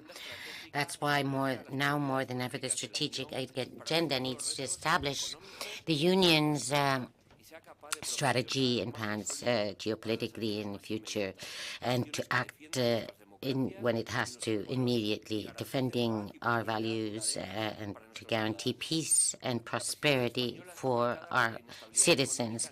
The Spanish our national situations are impacted by the world now. We're seeing better figures in the EU, but the uncertainties arising from the invasion of Ukraine, what the Middle East is going through, the quick rise of interest rates, financial instability, and in order to advance towards an open strategic autonomy, Spain is working towards promoting the dossiers that promote strategic industries in Europe and diversifying our trade relations. In that sense, Latin America is a priority for us, promoting a shared strategy to strengthen European leadership up to 2030, when we want Europe to be a leader in the new world order. For this session, we have three wonderful speakers. Two are sitting next to me, and the other speaker will speak by video conference. And the Vice President of the European Commission in charge of strategic foresight, Mr. Marko Šefčovič, by video, as I was saying. And with us, we have the Secretary of State for the Economy and Business Support of Spain, Mr. Gonzalo García Andrés, and the Chair of Spain's National Commission on Markets and Competition, Ms. Cani Fernandez. And I think that their contributions will contribute to this extremely interesting debate of these 2 days. So now I give the floor to Mr. Šefčovič. Good afternoon. It is a pleasure to be part of this conference, and I thank the Spanish Presidency of the Council for inviting me to speak to you. We live in a fast-changing world, faced with multiple challenges. Just as we were recovering from the pandemic, Russia's brutal invasion of Ukraine sent shockwaves around the globe and caused food and energy prices to spike. At the same time, we are continuing to pursue the green and digital transitions. Amidst all this change, we need a renewed focus on the well-being of people and respect for the environment. That means building a sustainable and inclusive future that puts people at the heart of the green and digital transitions. This will help strengthen Europe's leadership in the world, our ability to stand on our own, while building strong partnerships with others around the world, what we call open strategic autonomy. That doesn't mean that we want to decouple from the rest of the world. Rather, it means cooperating multilaterally wherever we can, acting autonomously wherever we must. This concept has become a strategic pillar of the European Commission's policy-making since it was introduced in our 2021 Strategic Foresight Report. For example, it was one of the driving forces behind our proposal for a Critical Raw Materials Act. This is necessary to ensure the EU has secure supplies of the critical raw materials needed for the technologies to achieve the green and digital transitions. That means leveraging our domestic mining, processing and refining capacities, while also building and extending our partnerships with third countries. Now, with the latest edition of our Strategic Foresight Report published earlier this month, We are putting sustainability at the heart of Europe's open strategic autonomy. For instance, we are calling for embedding an adjusted GDP or gross domestic product into our policymaking, taking into account social and environmental considerations. Moreover, the batteries regulation, which was adopted on the 10th of July, strengthens sustainability requirements for all batteries across the entire life cycle and regardless of origin. It will enable this strategic part of Europe's current and future economy to continue and thrive. I'm very pleased that Spain has made boosting Europe's open strategic autonomy a key priority of its presidency program, and that we have agreed to launch our joint strategic foresight work around the future of Europe's open strategic autonomy, which will feed into the informal European Council in Grenada on the 6th of October. In turn, that will contribute to building a strategic agenda to be handed over to the Belgian presidency with the aim of informing the next political cycle. In this context, the topic of this conference on stability, economic coordination and governance in the EU is more relevant than ever. A crucial component of Europe's open strategic autonomy is indeed solid economic governance, one of the 10 pillars we identified back in 2021. Here, our 2023 Strategic Foresight Report lays a clear path ahead.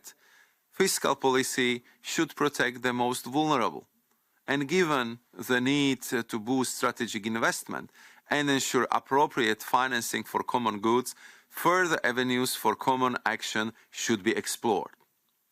We took an important step in this direction in April with our proposals for a reform of the EU's economic governance framework. Among other novelties, it aims to strengthen national ownership via the introduction of medium-term fiscal structure plans.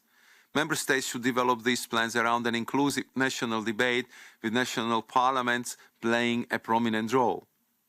I'm pleased that the Spanish Presidency has committed to concluding legislative work on this proposal by the end of the year. Ladies and gentlemen, I will finish by underlining that in an increasingly uncertain world, boosting our open strategic autonomy is a must. We need to retain our ability to act on the global stage, and we need to avoid the spectre of deindustrialization, with others taking protectionist measures which threaten our continued prosperity. Thank you for listening, and I wish you an enjoyable conference. Muchas gracias. Thank you very much, Mr. Sefcovic. And now I give the floor to the Secretary of State for the Economy and Business Support, Mr. Gonzalo Garcia. Good afternoon, and thank you, Javier. It's a great pleasure to be here today to talk about open strategic autonomy. We are at a time in which the mutations in the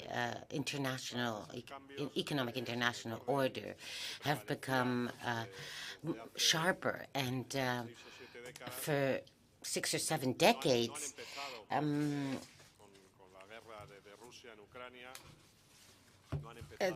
all these changes date back for a long time. They didn't start with Russia's aggression against Ukraine, or they've been going on for at least 10 years, or at least since the Trump presidency of the United States. And the system is being put into question not only by countries such as China or other emerging countries that think they're not being respected, or that don't think that the system works for them, but also countries that have been at the very have been the very foundations of the system that are questioning international rules with protectionist trends in trade or measures such as in the Inflation Reduction Act in the United States, or positions in key international organizations such as the WTO that block basic the basic functioning of these organizations. This questioning of the economic international order is taking place in the speeding up of the whole information system, promoted by the urgency of mitigating and adapting to climate change, changing how we produce, how we consume, and it's this is a transformation of very far-reaching importance. It will affect future generations. And then we have the digital transformation, a whole field of opportunities to improve our economies and have access to more information and rights. In this environment, the EU has to define its economic strategy. And that's what leads us to the discussion of autonomous open strategic autonomy, which, as as the representative of the Commission said, it's something that the Spanish government has been working on for months. From the National Perspective Office and also from the presidency of the government, they've carried out analytical studies to further define this concept. There's been work done by institutions, by the Commission, but that things weren't very specific. This appeared in a report that you know, it was circulated and it's public, and then in the Granada Declaration of the European Council, which includes several elements that I'm going to bring up again here today.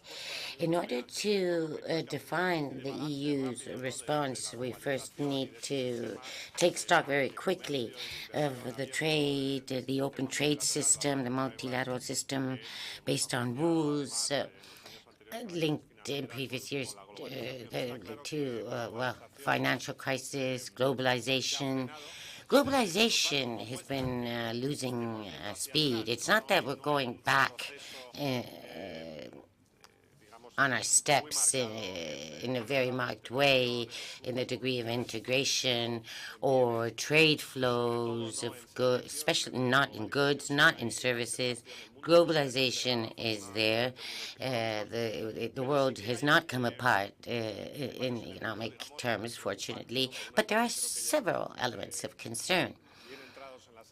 In the second decade now of this century, what is clear is that the system as it works now tends to generate instability and also inequality. And it has required, and I think we've made great progress in recent years, to reapproach the political strategy and policies to ensure stability, reduce inequalities, and in which this is an area in which the EU leads, as in many others, and very many other economic powers. We're seeing that they are starting to use power to attain their objectives, and they do not follow the principles of an open multilateral world order that is rules-based. We saw this with the COVID-19 pandemic, or for the situation we're seeing for over a year and a half on the borders of Europe. The dependency in energy matters, but also industrial matters, raw materials, has become more pressing for all of us.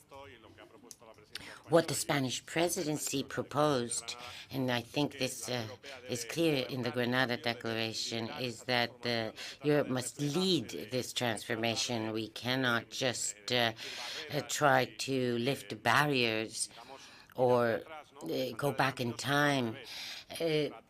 On the contrary, try to adjust, to adapt our instruments, our strategies, our policies in the different fields, in industry, economic governance, trade, technology, the digital world, in order to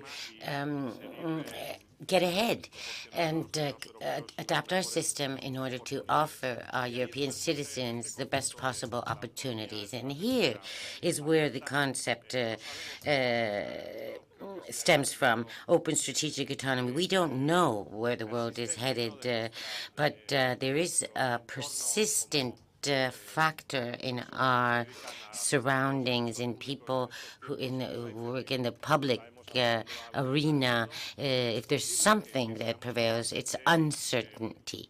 If we can contain these deaggregating trends in order to preserve to some extent the international order, or we may be headed for to a more polarized or closed world order than what we have been that which we've had recently. And what we wanted during the Spanish presidency was to actively work to reform the international order. The multilateral system needs to be reformed.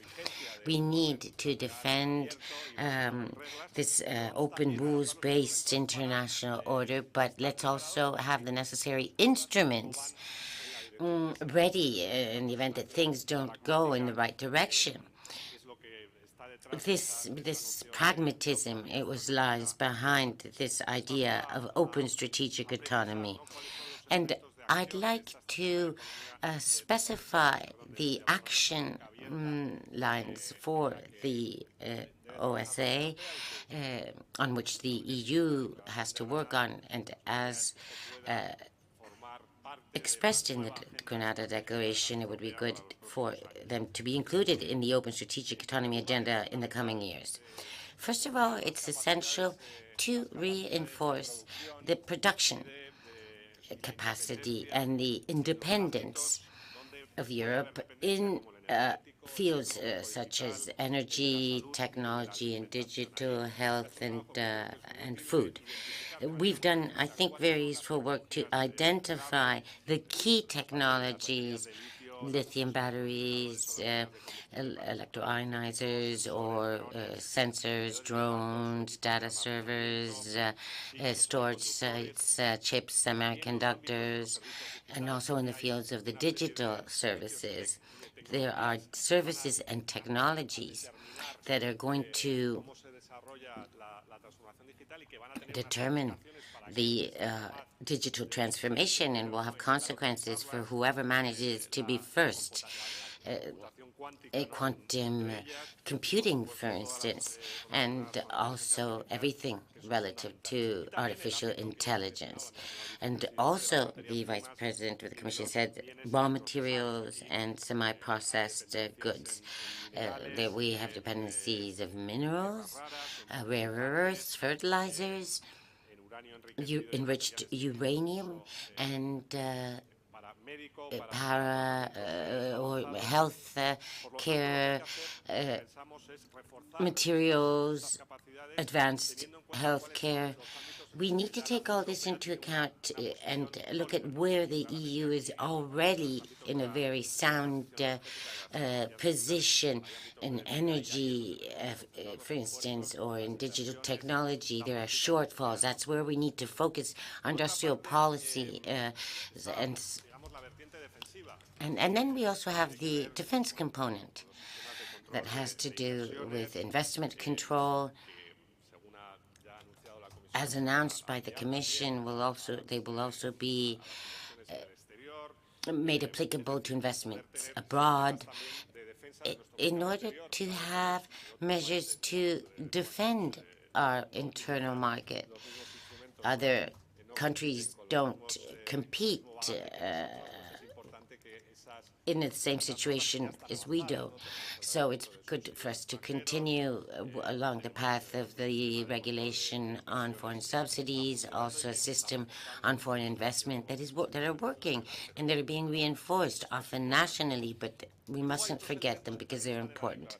There are other elements in the Granada Declaration that, for the Spanish presidency, were of the essence. They need to complement these two components, the offensive and the defensive, in the production sphere. One is promoting the common market and internal market integration process.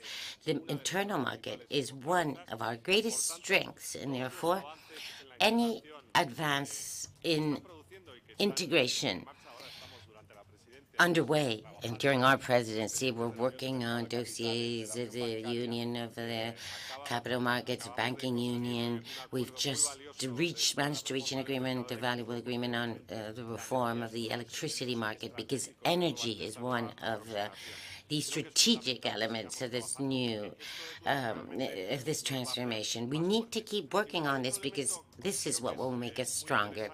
And then there's one factor that I think is one of the most interesting product of the work we've been doing. It's circularity.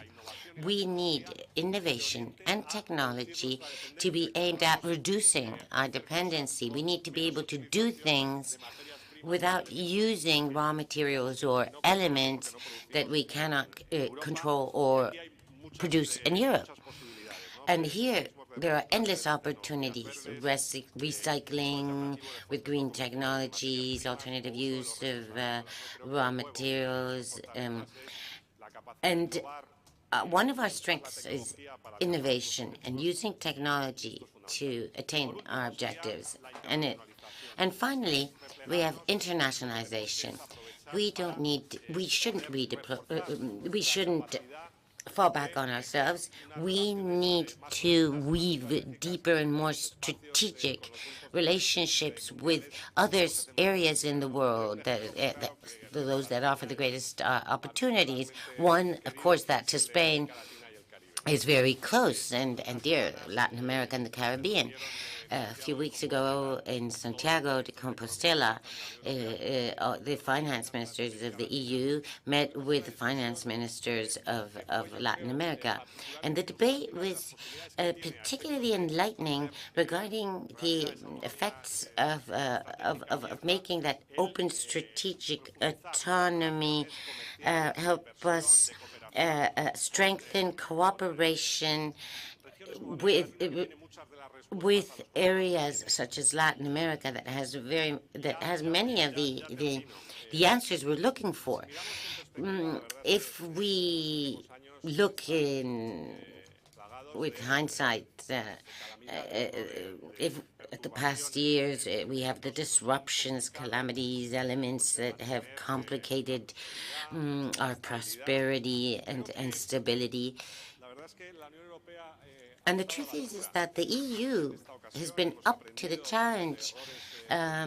We've learned from our past mistakes and our economic situation right now. Labor markets are in a good situation. We've managed to overcome the difficulties. Now we remember, but we did manage to manage the whole Brexit process well, with it representing all the values of the EU, the importance of our internal market. And I think that it is becoming clearer as time goes by. And we've managed to give an economic and financial response to a situation as dramatic as the pandemic, which is a leap forward in the European integration process and our response to common challenges. The Next Generation EU and the reform program that is allowing us to recover well, with the aim of reorienting our direction while we maintain our unity and have trust in our ability and capacity in this uncertain and complicated world that we're witnessing. every day, that we continue working with a clear compass and with a productive agenda, such as the open strategic autonomies, being participants and giving shape to that new international order. Thank you very much.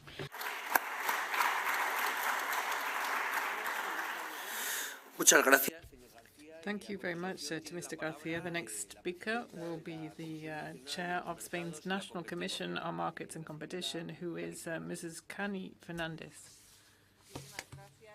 Thank you very much.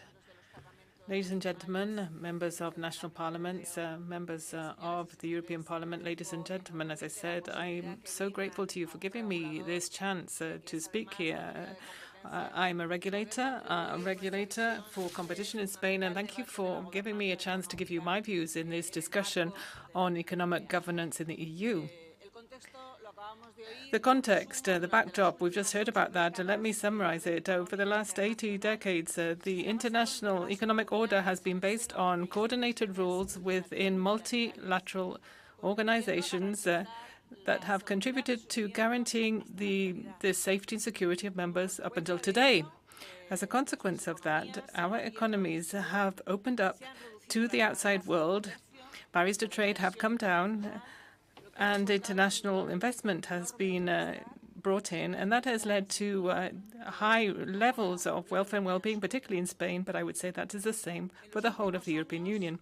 Over the last few years, however, due to the terrible events that we have all suffered from, the risk of fragmentation of multilateralism have increased. The pandemic, the wars and conflicts in different areas close to us. As a result, the EU and its economy has been particularly sensitive and affected by these changes, especially those changes that have been due to the emergence of other potential economic leaders. China and India is not far behind China. So why has the European economy been particularly affected and sensitive to these changes? Well, quite obviously because of its reliance, its dependence on external sources of raw materials, as we've just heard, energy, for instance, so important to develop new technologies, and also because of its high degree of openness in its economy. It's brought us a lot of benefits, that is true, but it has made us more vulnerable to the protectionism of other countries. So this is the backdrop. This is a scenario in which the concept of open strategic autonomy has arisen, although it's always been much more connected to our common security and defense policy. It has lately, in 2006, been brought into the European Union's general policy, and it has become more and more important on the economic side, precisely because of those risks of trading interdependence. The European Union has, of course, established mechanisms without questioning the basic ground rules, are trying to ensure that we can safeguard certain in public goods and interest. One is the supervisory mechanism for direct foreign investment, or the legislation that has been adopted about the control of foreign subsidies. So in this complex scenario, the European Union, together with Spain, are facing the challenge of striking that balance between opening up to the outside world with the benefits and advantages that can bring for the economic system as a whole, and the open strategic autonomy with that resilience that it can bring to essential sectors for our economic stability. So added to that complexity, we've heard from the European Vice President today, the European Commission Vice President today, the European Union needs to come up with a satisfactory response to the digital and green transition goals that have been established by the European institutions and international organizations. So with all of these challenges, what can a regulator, such as the National Commission on Markets and Competition in Spain, do? Let me remind you, first of all, that in times of uncertainty and complexity, institutional stability is crucial for good economic governance. The bodies that are given the task of that supervision have to have a long-term view on how markets and essential sectors of the economy should work. providing momentum for legislation and also for supervision. We also need to be able to monitor very closely the effects of the measures on the markets and on consumers, especially on the more vulnerable groups of consumers, and do that in line with established premises that can generate certainty for the operators in the markets. And with that long-term view, in our case, the National Commission on Markets and Competition in Spain, need to remind you that competition is not part of the problem, but rather just part of the solution, and it could be a good ally for you to come up with the most adequate and appropriate solutions, thinking of the general picture. We need to reaffirm the importance of competition policy as a catalyst to achieve a way through a lot of the challenges we've been talking about today, both those linked to open strategic autonomy and to that twofold transition from a number of different perspectives. Higher levels of competition in the markets, where this is possible, can, of course, reap more benefits for the whole of the society and the economy. Why? Because it means that there will be lower prices, more quality, more variety of available products, and there will be an impetus given to investment, competitiveness, and productivity. That will create jobs and possibilities for entrepreneurship. Higher levels of competition also minimize the impact of unfavorable economic circumstances on vulnerable groups in society. Effective competition in markets also can favor access to the most basic products and services, pharmaceutical, health products, food products, supplies, and transport at the lowest possible cost. And if, as a consequence of intervention in markets, there ends up being lower competition, less competition perhaps, because certain perhaps not safe or not appropriate players have to leave the market, then regulatory fiscal measures need to be taken to ensure that we have the presence of alternative potential new entrants in the market, so that we are not artificially bolstering the position of the incumbent operators. We also need to call on governments to have economic models that promote international competition and cooperation on the basis of common standards, so that we can come up with the right response to the challenges, because perhaps European and only European solutions may not be good enough. I would say that the word open is important, the adjective under strategic autonomy. What else can our National Commission on Markets and Competition do?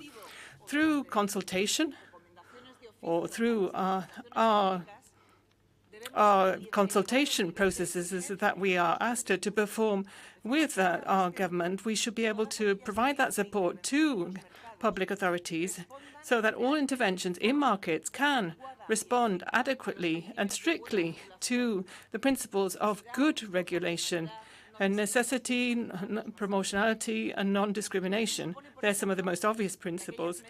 And those measures that have the most severe effects on competition, such as denials of access or denials of provision of services in the case of certain companies, should obviously only take place when they are properly informed and on good grounds that are well communicated. That means that any public intervention needs to be properly planned, needs to be transparent, to be able to favor predictability and legal certainty. At the same time, there needs to be prior and constant ongoing assessment, so that those measures can be adapted to new circumstances and new needs of markets. We believe that our National Commission on Markets and Competition is playing an essential role. Let me give you an example. Promoting competition, that is one thing that we do in the sectors that we supervise in markets in general, and that allows us to identify on a constant basis those obstacles or barriers to economic markets. Often it's a question of regulation. It's not so much what the companies are doing, but often, as I said, it's the outcome of regulation or disproportionate or unnecessary red tape. And that means that we can propose, or sometimes we challenge measures to come up with solutions. And that means that we can simplify rules, red tape itself, favoring access of citizens and companies to more open markets on the one hand, on the other hand, to have more effective supervision as we can use more agile processes for market access. The deep, in-depth knowledge of a particular market, telecoms, energy, railway systems, or the postal system, together with a cross-cutting idea about promoting competition, can allow us to detect the real barriers to investment and competition, as well as the most effective regulatory measures and intervention to solve any problems, those barriers. During my mandate as chair of the National Commission Markets Commission, I've been in that position for 3 years, I have been publicizing the advantages of this know-how-based approach. We have a project called Municipalities and Competences. This was a project that was given an award by the World Bank just last week. We want to make sure that administrations, the levels of government that are closest to citizens, the local corporations, are more agile. We've been looking into problems that companies have when they are developing renewable energies in the last regulatory mile. That local permitting that needs to ensure that always it is providing the measures on the basis of proportionality and necessity. We could also add to the benefits of this agile and simplified administrative procedures, specialization, which is good, cross-cutting promotion of competition, and that perspective of experience that we have built up over a number of different terms of Parliament, because we are, of course, here for a period that goes longer than the term of government, and that provides that advantage. Let me finish off by saying that the Commission that I'm chair of, as well as committing to effective supervision in all productive sectors and markets, and to the investigation and sanction, of course, of all those fraudulent actions that are antitrust, is there to help public authorities in all of their actions with regard to competition in markets. Thank you very much.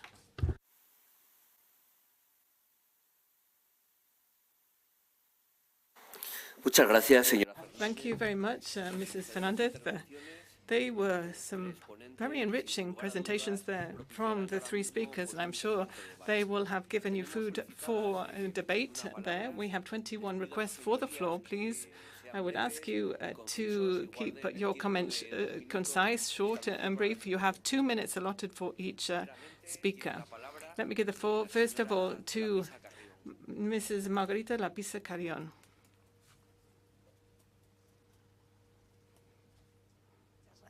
Thank you very much.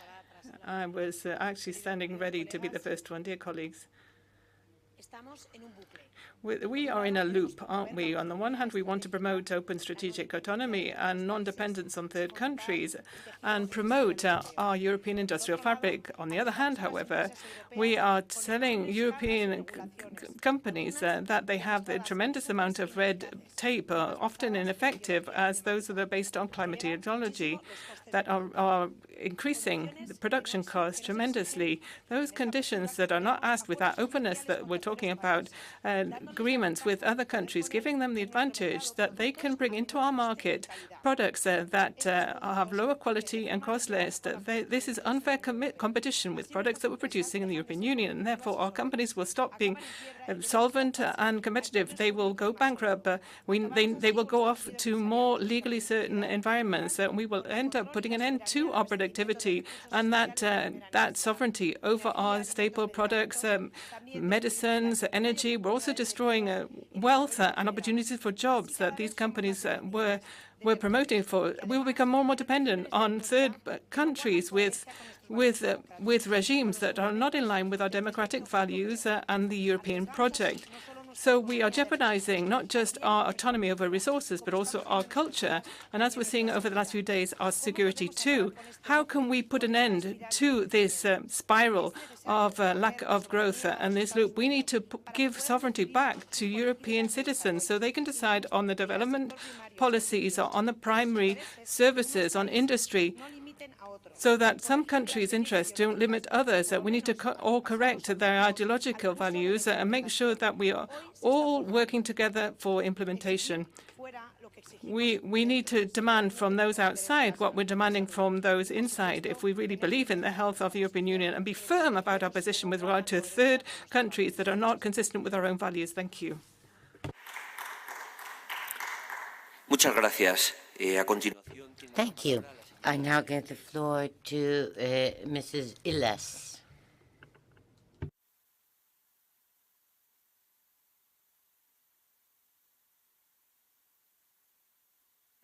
Yes. It's great. Thank you, Mr. Chair. Since the shock of the COVID pandemic and Russian aggression in Ukraine, a coordinated and effective EU has never been so needed. For Europe, strategic technological sovereignty is a cornerstone of the continent's global success. We support the industry's green and digital transformation, but this process couldn't undermine the sector's competitiveness. We should give sufficient time to industry to prepare to comply with the new regulations. The green and sustainable transformation must fully respect principles such as technological neutrality, as well as secure and affordable energy supply, not 4 times higher than other side of the ocean. However, according to the EU treaties, each member state has the sovereign right to decide its own energy mix, and therefore Hungary is committed to maintaining its nuclear capacity. All low-carbon technologies, including nuclear, should be supported and treated equally. It has to be emphasized that all initiatives at EU level aiming at high-scale development would suppose proper impact assessment and dedicated new funds. Let me recall that in the second semester of 2024, Hungary will take over the presidency of the EU Council. Improving the EU's competitiveness is among the flagship topics of our presidency, and we will strive for tangible results in that field. Thank you for your attention. Muchas gracias. Thank you. I now give the floor to Mr. Demesmaeker.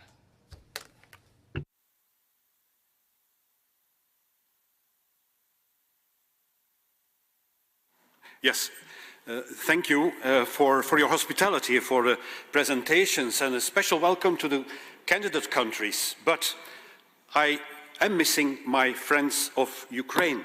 It would have been very interesting to hear their insights, especially on the topic of this debate.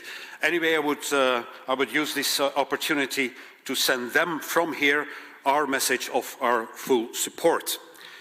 We have awoken in a world that is fragmenting, that is marked by deglobalization. Free rule-based trade, our lifeline, is under threat, along with the crucial diversification of supply lines. Are we doing enough? We are leading, modernizing and reforming of the World Trade Organization, but progress has been sluggish. In terms of the much-needed trade agreements, I'm sorry to say, but the policy of the Commission has been disappointing. China's dominance in critical areas remains a serious threat. I would advocate a stronger transatlantic partnership. We should realize that the Brussels effect is eroding. Now more than ever, there is a transatlantic effect that is imperative, where we set standards together with the US and with the UK. The European Commission continues to produce unilateral regulations for tech, where the Union is not even market leader. Does that help? I don't think so. As I see it, the Green Deal should have been coupled with a competitiveness deal from the outset, encompassing, first of all, completion of the internal market in energy, capital, transport and digital sectors. Second, instill more confidence and reduce regulatory burden significantly with tailored impact assessments for member states and regions, like my own region, Flanders. Third, expedite permits for all investments, not just those within the framework of the Green Deal. Fourth, unequivocal EU recognition that nuclear energy is indispensable.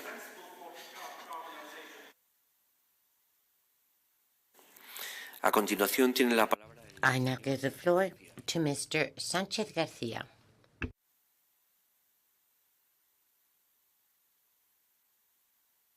Sí, señor presidente.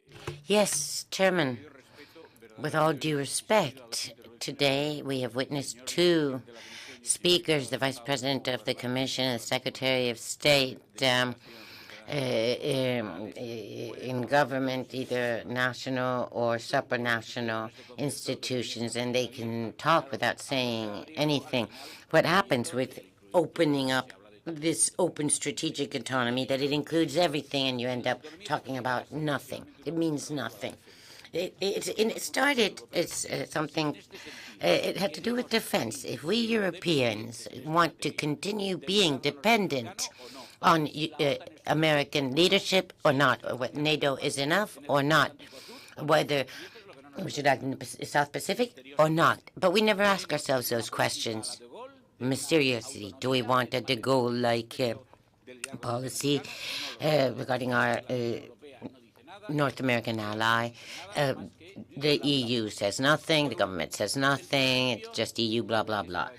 Every time we talk about the economy, every time we need to return in the EU to the community preference principle. The French agriculture was a French demand, and it was declared as such by the EU Court of Justice, and that's what protects our autonomies versus third states.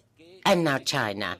Can we say that it needs to be an essential trade partner while saying that we need to reduce our dependency, and also saying that we cannot fall into protectionist traps? But how can this be compatible? Free trade with China is not possible under the current conditions.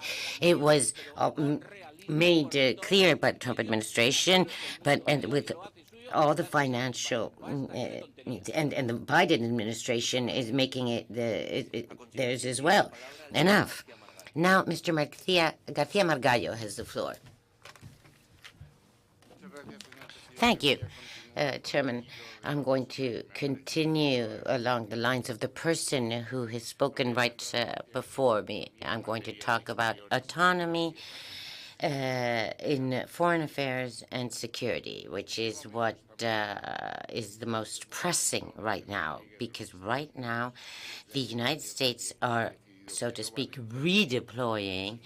They decided not to intervene anywhere but where their strategic interests are at risk. The withdrawal in 2014 from Syria, leaving it to its own devices, Afghanistan, and its actions are showing how they do not want to participate, to where they are not interested in participating. And what's the problem? Europe's problem isn't money. It is true that we have to honor our commitments of reaching our GDP, 2% GDP expenditure under our Atlantic Alliance commitments. But of course, the United States have 360,000 between all the allies, 3 times more than Russia. So it's a question of resolve. Do we want more Europe or less Europe? More federalism or more sovereignty? And that means we need an army, armed forces, and a common military industry. Thank you very much. I now give the floor to Mrs. Hagedorn.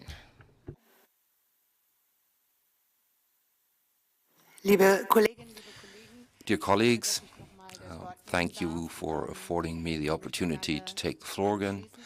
I'd like to add to what has previously been said. As Europeans in the last couple of years, and it makes sense sometimes to look back and draw the right conclusions for the future. Well, in the past we have managed crises jointly. I mentioned earlier that we've learned from what happened during the corona pandemic and also from what happened in Ukraine, and that we've emerged in a much more unified and united way than from the crisis in 2008 and 2009. And that should encourage us to look forward and to try and ascertain how we can position ourselves for the future, where there are so many uncertainties and unseen risks, and how we can prepare better. It is clear that we have always witnessed that multilateralism is superior to bilateralism. And it is also clear that in reacting to the Ukraine war, where Putin really set great store in dividing Europe, that was not the case. And because it was not the case, because Europe stood united, and this is the greatest asset that Ukraine has. I think we should make sure that when we grow, and we need to grow as Europe, as a united Europe, and if we keep the door open for other accession candidates that want to join us, then we should also ensure that from the very beginning, this balance and this fairness that we have developed in dealing with each other, that we maintain that also in a new and enhanced and broadened Europe. Thank you very much. Muchas gracias. Thank you. I now give the floor to the representative of Cyprus, Mr. Pantalides. Recent crises, rising geopolitical tensions, and foremost the Russian invasion of Ukraine exposed the EU's vulnerabilities and demonstrated the necessity for boosting our union's strategic autonomy. The declaration adopted in March 2022 highlights the EU leaders' political will and commitment to bolstering the EU's defense capabilities, reducing energy reliance, and building a robust and resilient economy. The adoption of the EU strategic compass and the Repower EU plan marked significant progress in enhancing the Union's security and defense policy, reducing dependence on Russia, diversifying gas suppliers, and accelerating the green transition. Dear colleagues, I take this opportunity to highlight the instrumental role that interconnections play in securing energy supply. For instance, the Euro-Asia interconnector, which is partially funded by the European Union and will connect the electricity grids of Cyprus, Greece, and Israel, is a landmark initiative for Cyprus and the European Union towards the ending Cyprus energy isolation, integrating our island into the European energy network, expanding the European network to the Middle East, reducing reliance on fossil fuels, enhancing the penetration of renewable energy sources, and reaching our climate goals. In addition, the future exploitation of natural gas reserves in Cyprus' exclusive economic zone can significantly contribute to the EU's energy security and, as a result, to its strategic autonomy. Finally, I would like to stress our strong support for the recent Spanish proposal towards strengthening the EU's resilience and global competitiveness. Thank you very much. Muchas gracias. Thank you. And now I give the floor to Mr. Starkevicius. Okay. Buenos dias, ladies and gentlemen. First, thank you very much for very good organizing, for your hospitality. And really, a current geopolitical and economical situation worldwide present new challenges every day. More than ever, open strategic autonomy is actual today. Decisions need to be taken here and now. Its first and biggest challenges of Europe is Russian aggression against Ukraine and Europe. Many speakers speak about this. We believe it's imperative to optimize the use of the instruments of open strategy. We believe that the best way to address the concerns is on confidence, joint action, and key issues, and ensures continuous monitoring of supply chain resilience, technology security, infrastructure, and cybersecurity, and economic dependencies. Let me point that Lithuania, whose market oriented towards the EU inter-market, has strong interest in the agenda and bringing supply chains back to the EU. We strongly advocate for EU priority securing in internet production capacity. At EU level, we imported the strength, the principle circular economy and circular raw materials, interesting the EU economic competitiveness and investment in green and digital transformation and K. It's important to invest in the innovation ecosystem and development. Muchas gracias, señoría. Thank you very much. The next speaker will be Mr. Moniz.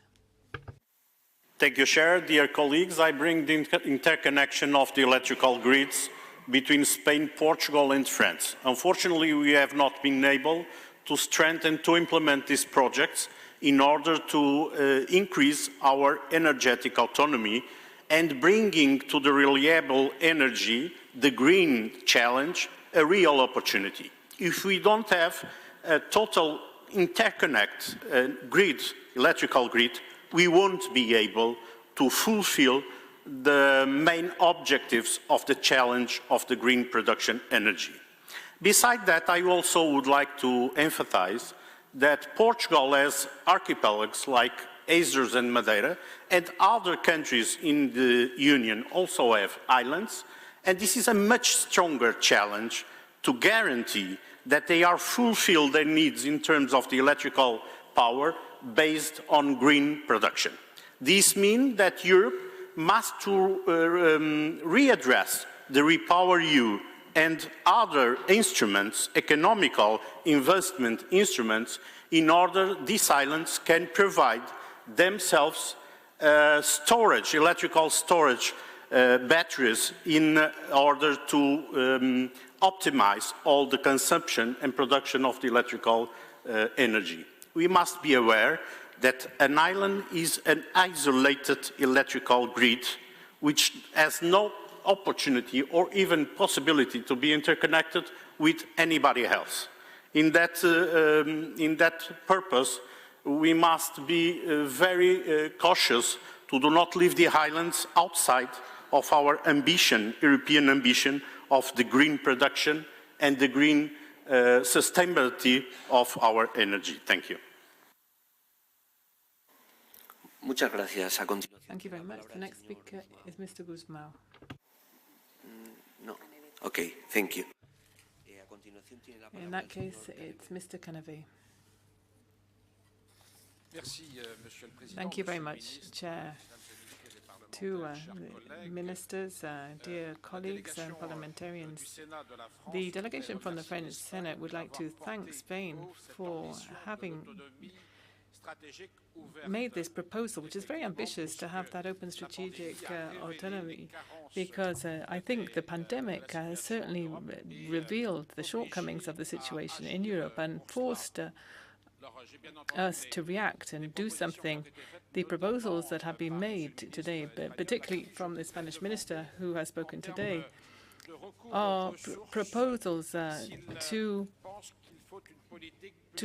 perhaps work more for our own resources, and I wonder whether he's talking about the fact that we should perhaps get resources from even recycling from waste. Can you perhaps go further on this? At the moment, we have been talking about that development of the circular economy with the fact that it's more and more difficult to get those raw materials, primary materials. It's more difficult for us in Europe to do that. So that's the first point. The second point is about the food situation. Our food security and our sovereignty needs to be something that we maintain at the top of the agenda in Europe, because we have serious difficulties facing our producers. The same demands should be set for those companies that are bringing in their own their food and agriculture produce into Europe, as though we have in here, we must ensure that we protect our biodiversity, we protect the planet. It's true, but we mustn't have those constraints that are imposed on our own European producers as a result. Thank you very much. The next speaker is Mr. Iglesias. Thank you, Chair. Esteemed colleagues, Europe's geostrategic priorities must be very clear. Rebuilding relationships with neighboring countries and go forward with the enlargement of the European Union. Second, to reinforce Europe's status as an open commercial superpower in order to recover from the advancement of China and United States' aggressive and protectionist commercial policies. We cannot overlook the dangers of strategic dependence on countries outside the Union, particularly in the context of international instability we are experiencing. It is extremely important to find European strategic autonomy that does not clash with the need for a global open economy.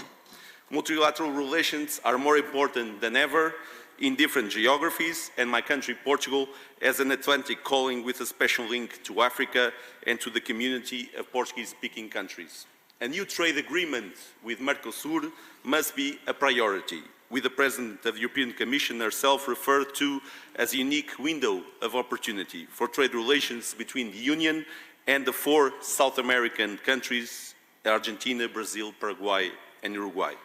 Its realization will be one of the largest free trade agreements in the world, creating one of the largest free trade areas as well.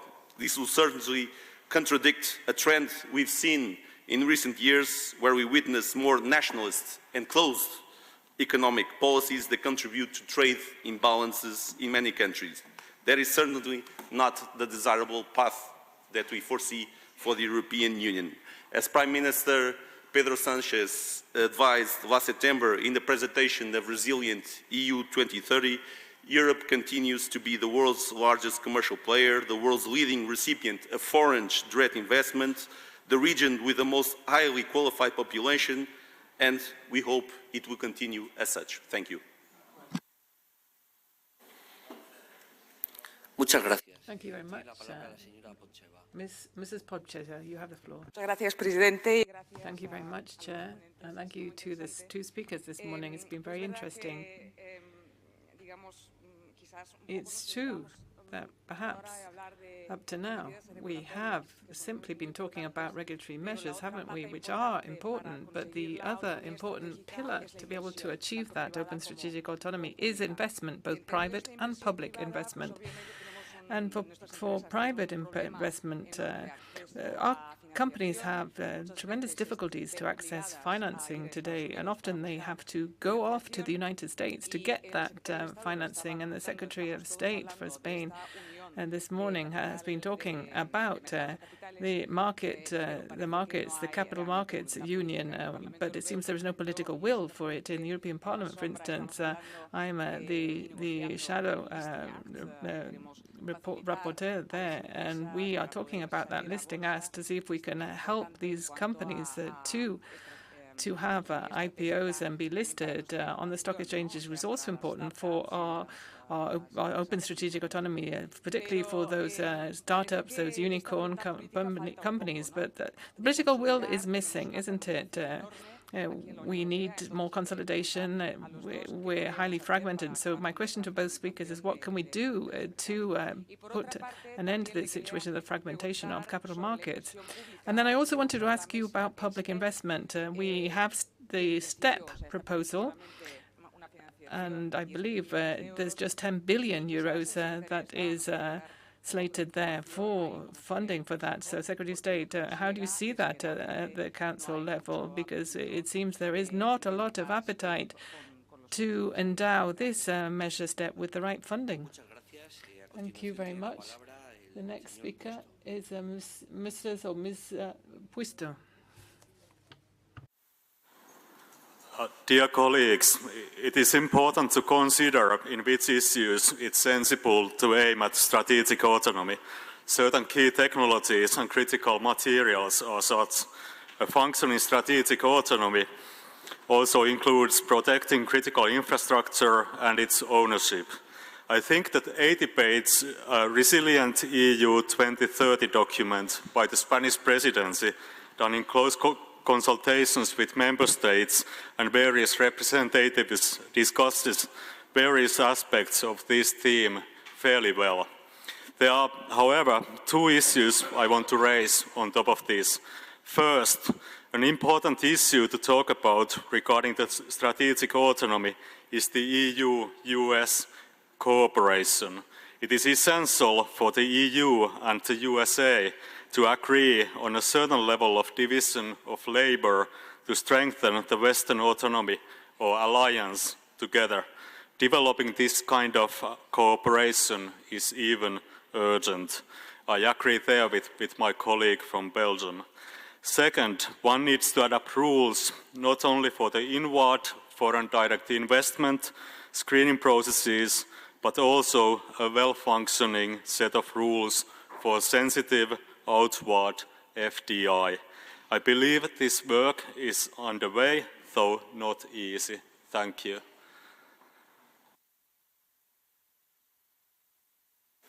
Muchas gracias. Thank you very much. The next speaker is Mr. Manders.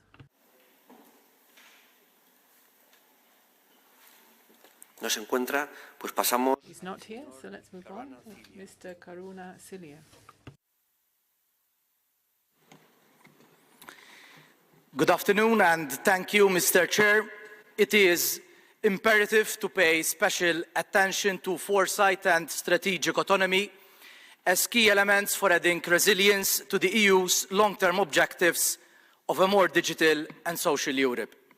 The COVID pandemic and the Russian invasion of Ukraine have shown that the European Union is overly dependent on third countries for the supply of certain essential goods, raw materials and services, and that any future disruption in supply chains could lead to severe shortages and therefore jeopardize economic growth and the well-being of European citizens. For a country like Malta, as an island state in southern Europe, we solicit the European Union in launching a new commercial expansion with the aim of securing and diversifying sources of supply, energizing existing relationships, and establishing new ones.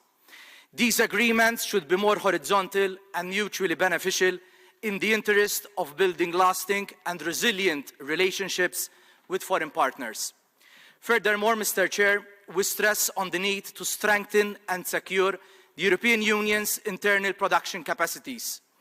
This must be done strategically, reindustrializing sectors in which the Union has competitive advantages that enable it to be a leading player in the global economy, such as, for example, artificial intelligence, and those in which it is of paramount importance to have a minimum production capacity to guarantee Europe's economic security. To conclude, Mr. Chair, it is important and imperative to note that securing and diversifying sources of supply will certainly assist in reducing the impact of high inflation on the economy. Thank you. Muchas gracias. Thank you very much. And now we give the floor to Mr. Altuniadis. Thank you, Mr. Chair. Dear colleagues, looking back at the history of international relations, we witness a dynamic interplay of power, diplomacy, and ever-evolving global interconnectedness. As much as this is a power uniting nations globally, it also creates vulnerabilities. We have all witnessed during the COVID-19 pandemic the negative effects of significant disruptions on global value chains. Also, the war in Ukraine has brought to the forefront of European debate the many discussions on open strategic autonomy, especially in energy and defense. All these developments have forced Europe to think different ways to approach the issue of open strategic autonomy. Under the new circumstances, Europe needs to revisit the manufacturing capacity, especially on essential materials that sustain its industrial sector. At this point, dear colleagues, I would like to underline the critical role that Turkey can play in having a very solid industrial base, which allows manufacturing and supplying timely to Europe. This was unequivocally exemplified during the pandemic. I would also like to assess Europe's strategic autonomy in terms of defense cannot be envisioned without NATO at its core, as some of my colleagues spotted in this hemicycle.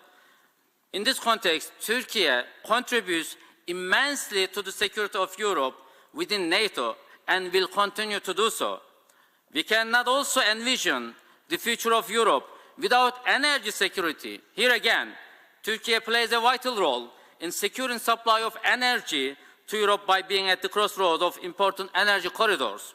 Hence, it is important that Europe restart high-level dialogue and energy with Turkey, as my country, no doubt, highly contributes to peace and prosperity of Europe. I thank you all. Muchas gracias. A continuación. Thank you. I now give the floor to Mr. Jekic. Dear Mr. President, dear Chairman, fellow members of Parliament, representatives of the European Commission. I'm a member of Parliament of the Republic of Serbia and a member of the Committee on Economy, Regional Development, Trade, Tourism and Energy. The Republic of Serbia is conducting accession negotiations with the European Union and membership in the EU with our largest foreign trade partner is our strategic commitment. The Republic of Serbia actively accepted the new methodology in July 2020. The enlargement policy methodology is the formation of 6 negotiation clusters that include several negotiation chapters. Negotiations will be opened in all chapters from the cluster at once after the criteria for opening chapters have been met. In July 2023, a meeting of representatives of the Ministry of Economy with representatives of the European Commission was held in Brussels. Representatives of DG GROW and DG NEA supported the announced initiative to start negotiations for signing the agreement on conformity assessment and acceptance of industrial products between the EU and the Republic of Serbia for selected groups of industrial products. ACAA is an agreement to mutual recognition, which implies that the requirements and regulations for certain groups of products are fully harmonized with the requirements and regulations of the EU, which enables the application of harmonized EU technical legislation in Serbia, which will contribute to the elimination of technical barriers in trade, thereby increase the accessibility of EU market for businessmen from Serbia and vice versa. Regardless of the increased vulnerability of the world economies due to the COVID-19, conflicts in Ukraine and Israel and Palestine, climate change, rising prices of energy and other goods, the Republic of Serbia is determined to adhere to the all-concluded bilateral and multilateral agreements with the EU and agreements of free trade with other countries, as well as all other international agreements.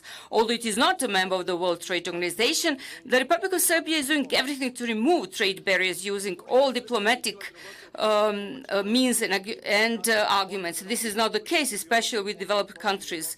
The EU's diplomatic assistance will be valuable to the Republic of Serbia to lift the blockade of the shipment of goods from the Republic of Serbia to the autonomous province of Kosovo and Metohija, which was introduced by the temporary institution of self-government in Pristina on the 14th of June. Thank you. A continuación. Now I'm giving the floor again to our speakers. First to the Secretary of State, Mr. Garcia, so that he can answer some of the questions and comments that have come up during the discussion. Muchas gracias, señorías.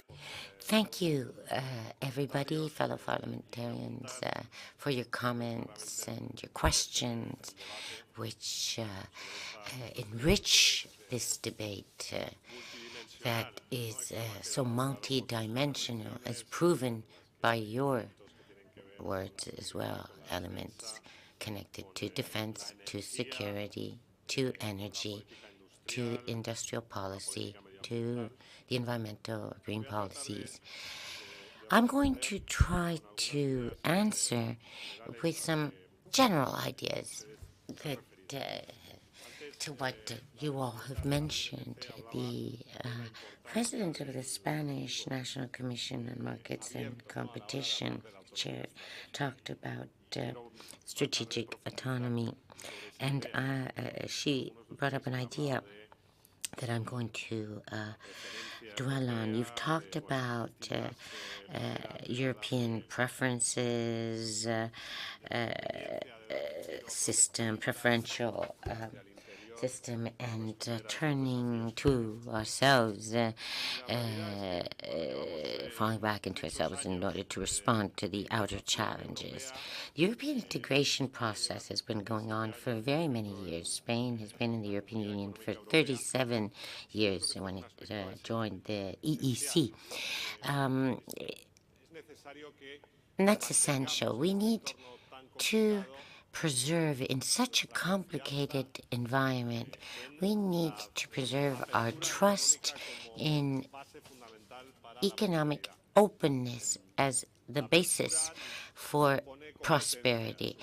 Openness means competition, means access to investment, means access to knowledge, and it is a basic component of prosperity. Therefore, well, there are other parts of the world that are, yes, embracing protectionism, going back to decades-long protectionist policies. Well, there's always been a very strong protectionist tendency in the United States of America, but the European Union has been based more on trade, openness, and many of you have mentioned what our strengths are in many areas and what we need to do in others. But protectionism is not the solution. It just leads to impoverishment. But in addition to that, when geopolitics is more and more important in international relations, we will need to add new elements.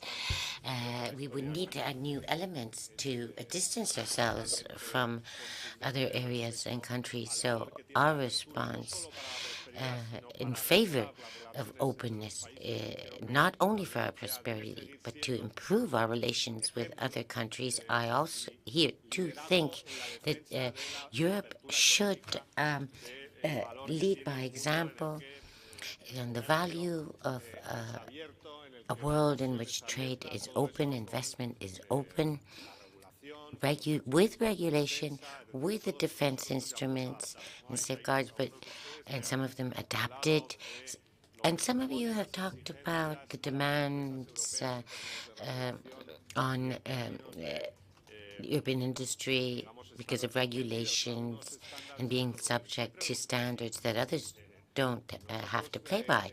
But we've always done it this way. At the EU, we're probably the economic region in the world in which the standards are higher for health, safety, and respect by companies, while at the same time we're among the most prosperous, the most productive, and the ones with greater social cohesion. That's what I said from the start. Let's not go back. Let's not leave our principles and their signs of identity behind, because they are now more essential than ever. Looking around at what's happening in the world, we need to reinforce our unity and determination to defend our values, democracy, market economy, cohesion, openness, social component. By adapting our instruments, this has come to mind when I heard some of you, or the carbon adjustment mechanism. It's an instrument to adjust in some goods, for some goods, the imports, the carbon component that other areas don't have, in order to prevent the practices of other countries distorting competition inside our internal market. We think it's a very daring and innovative instrument. It's not going to be easy to implement, that is for sure, but the European Union is thus proving that it is ambitious in climate change action and decarbonization, and we want other countries to follow the lead. We will generate incentives for them to do so. Regarding these elements, with our recent experience and not that recent experience in Spain, I think they offer a very clear example.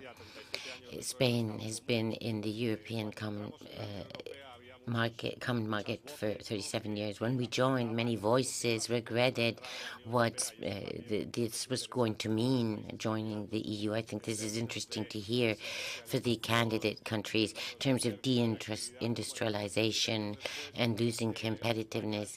But now Spain exports more than 1.5 billion euros, and our economy is diversified.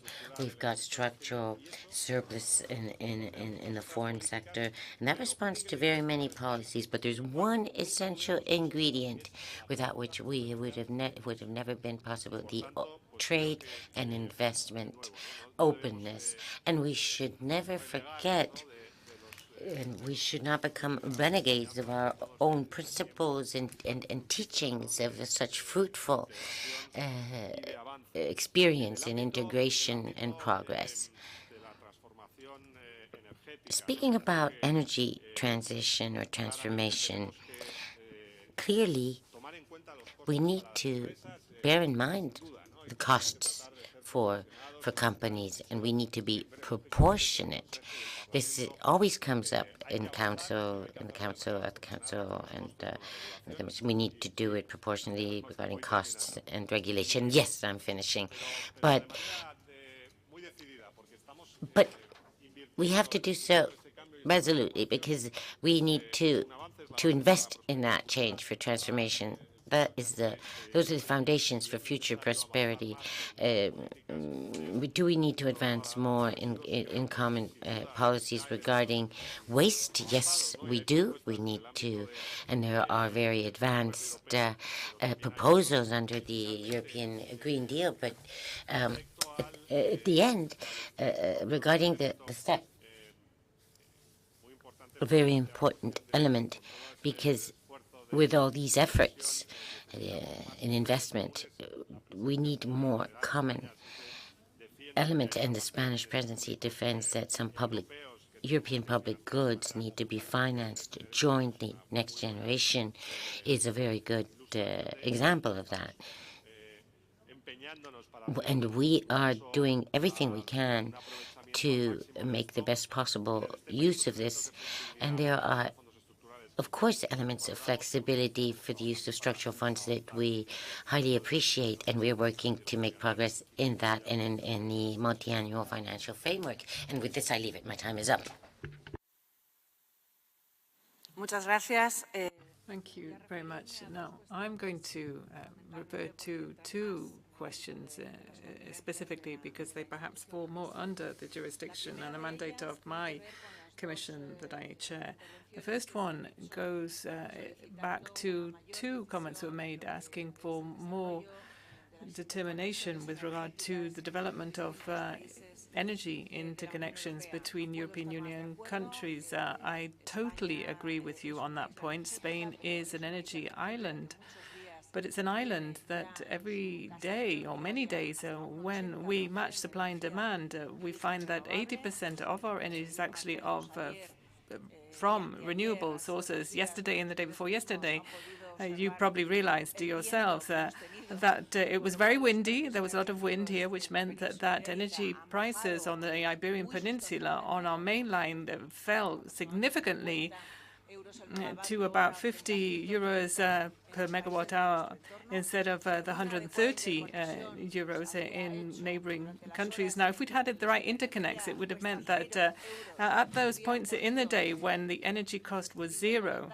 euros, all of the bypasses might have been able to be connected up to the energy. That would have brought down the price of electricity in our neighboring countries, and the potential there, the upside there, to be able to have that diversified energy source platform. Some countries prefer nuclear energy, some prefer renewables, and others prefer to develop batteries. I think with all of that, it would really and truly mean that we would have open strategic autonomy in the energy sphere. So I totally agree with you that we do need to develop very quickly those interconnections for energy with our neighboring countries so that we can end up having that real energy market.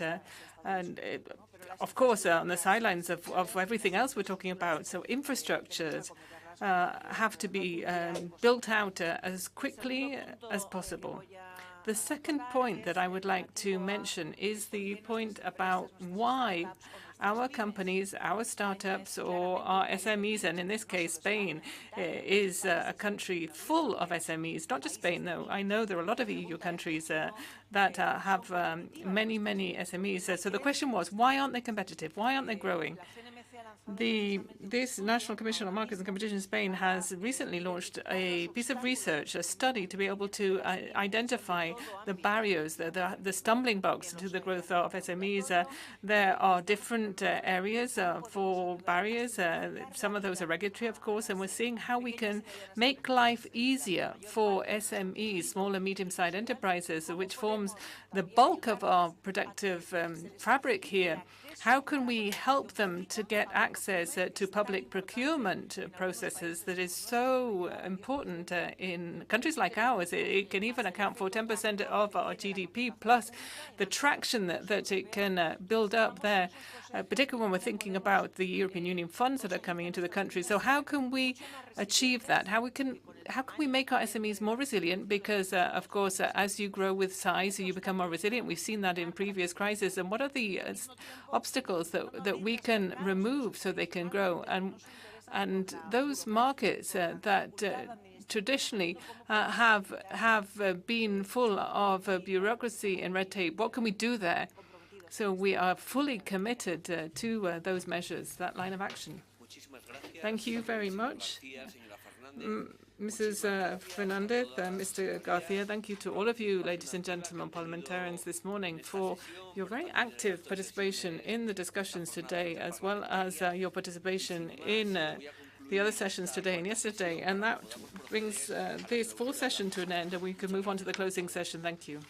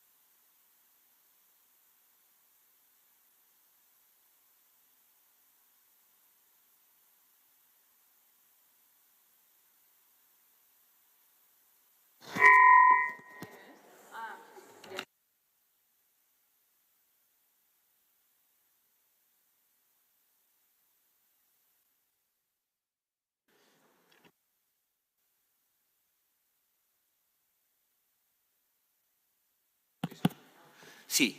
Buenas tardes. Vamos a... Good afternoon. Let's start with this closing session of our Inter-parliamentary Conference on Stability, Economic Coordination and Governance in the EU.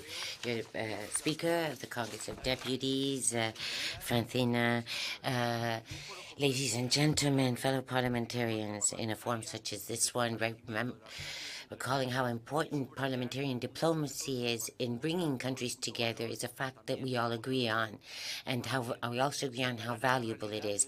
But pointing to this reality in this plenary session is more important, if possible, because the current European network was based on the will and the determination of what the terrible aftermath of World War II. And a European integration process was sought to leave back antagonisms and differences, to find the common interests of peoples and nations, and to consecrate what we came to call acquis, to guarantee the rule of law and the equality of every country. That's why it's so important to provide solutions for the future of the European Union with new approaches. Europe is a different place. The pandemic, the Russian invasion of Ukraine, the conflict in the Middle East, all of which have led to a wave of integration that is being used to launch very important decisions long awaited by the European Union. And we cannot but feel optimistic. When we overcome these problems, when Europe is more integrated, it will become a greater player in the world. And this is the framework into which Spain has set its aims for the 2023 rotating president. We've heard interesting debates on the current challenges of economic governance, the recovery of Europe in the current European and international context, on how the architecture of that governance should be in the framework of the Union, given the current geopolitical and economic uncertainties. We've also heard on how to integrate the social pillar of that same governance, and also about the open strategic autonomy in the complex international setting. All of these have been priorities of Spain's priority presidency, guarantee open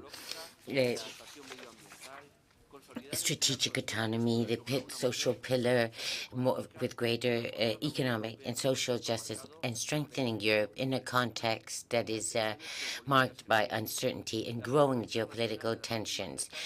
The international policies of it in the past for the EU has allowed it to grow economically and also in terms of well-being. It's also favored delocalization processes, which has led to depend too much on third countries such as energy, health, digital technologies, and food. Geopolitical, technological, environmental challenges offer us the opportunity of reverting that trend in order for the EU to continue to be a source of social and economic wealth for its members and partners. We need to improve the competitiveness of our industrial fabric by reinforcing our internal market. And strategic security is essential for that. And we need to fight against unfair competition together with our partners and allies. Russia's invasion of the Ukraine and the international protectionist trends show that the very pillars of our societies are at risk, and the reinforcement of industrial and energy capacities is of the essence, and that's why we need to be more resilient versus the risks, reducing dependencies in the most vulnerable areas, and the potential of affecting the well-being of our citizens is greater, such as industry, as I was saying, health, food, energy, mobility, and the digital realm, and also strengthening in our industrial capacities and making the best use of the synergies offered by our partners and allies. And we need to lay the foundations for reindustrialization in Europe. for our citizens. This needs open strategic autonomy, reducing vulnerabilities in essential supplies while we consolidate alliances with our most reliable partners. We need to promote competitiveness, economic, inclusive growth, strengthening our single market, and while at the same time keeping environmental degradation and climate change into account, reducing our dependence on raw materials and making our electricity bills lower, and making our companies and more competitive with renewable energies, and this helping to the stability of our systems. We also need to be able to place Europe at the very helm of a technological revolution with a regulatory framework that combines incentives for innovation with equal access and defending the European model of the user's rights.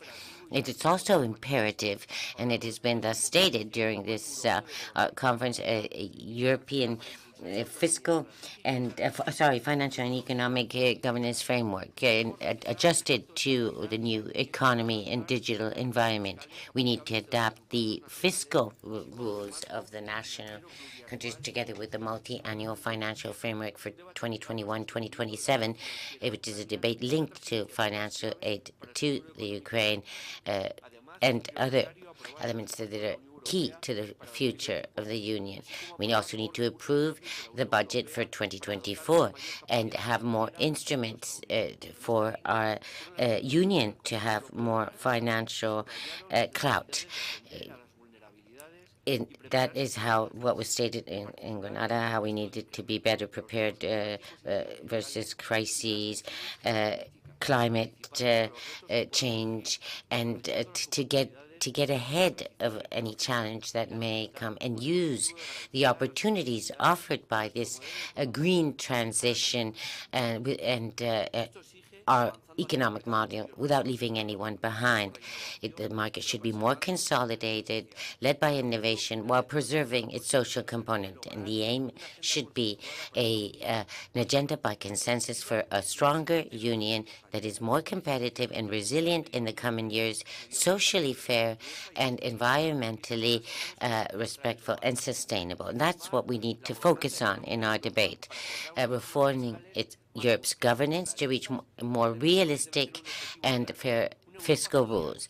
The future should be a social, inclusive Europe, because the social Europe should be a cross-cutting element in all our policies, promoting the competitiveness of European companies, the technologically advanced Europe, the reindustrialization of the EU, as well as guaranteeing open strategic autonomy, all to be placed at the service of our citizens. For this Europe we want, strong in the economy and united in policies, based on a social Europe that we should underscore in our European semester for an inclusive budget. And in Porto, it was already said that Europe should be the continent for prosperity. And as happened with the COVID-19 pandemic, solidarity has been at the very center of Europe's response, protecting lives, jobs, and companies. That solidarity at the basis of our common project and of our differentiated social model. It was that spirit of unity and solidarity that inspired the agreement we reached in the multi-annual financial framework and the recovery instrument, the next generation EU instrument, a recovery and resilience plan that defines the role of states as social innovation agents, is key to the social Europe, to place the economy at the service of people, to build opportunities, to bring together, invest together in Spain, in Europe, to reach that common good, consolidating rights, increasing territorial and social cohesion,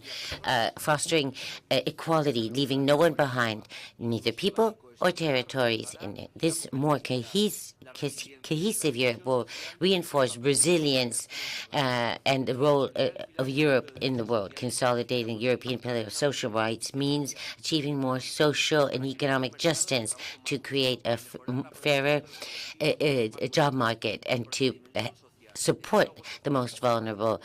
Social dialogue, participation of social agents have always been at the core of a highly competitive economy. In order to strengthen the social pillar, we need common and minimum tax standards for all member states, and to combat tax evasion.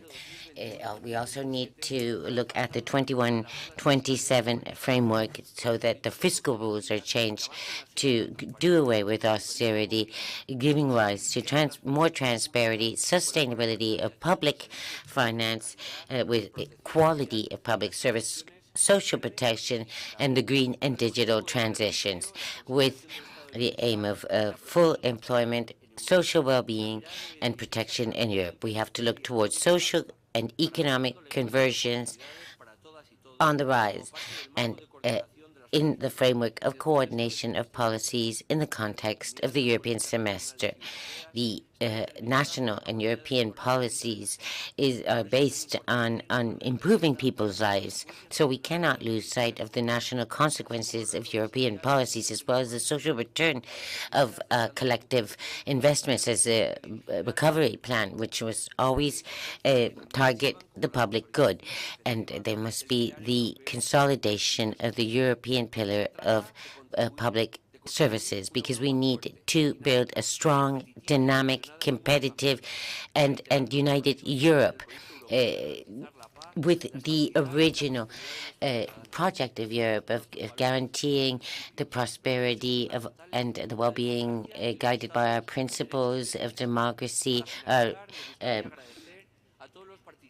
and of social protection, as we always have. I want to thank each and every one of you for your contributions to making this conference a success. I'd also like to talk about the Cortes lawyers that have contributed to making this event perfect. Thank you all so very much.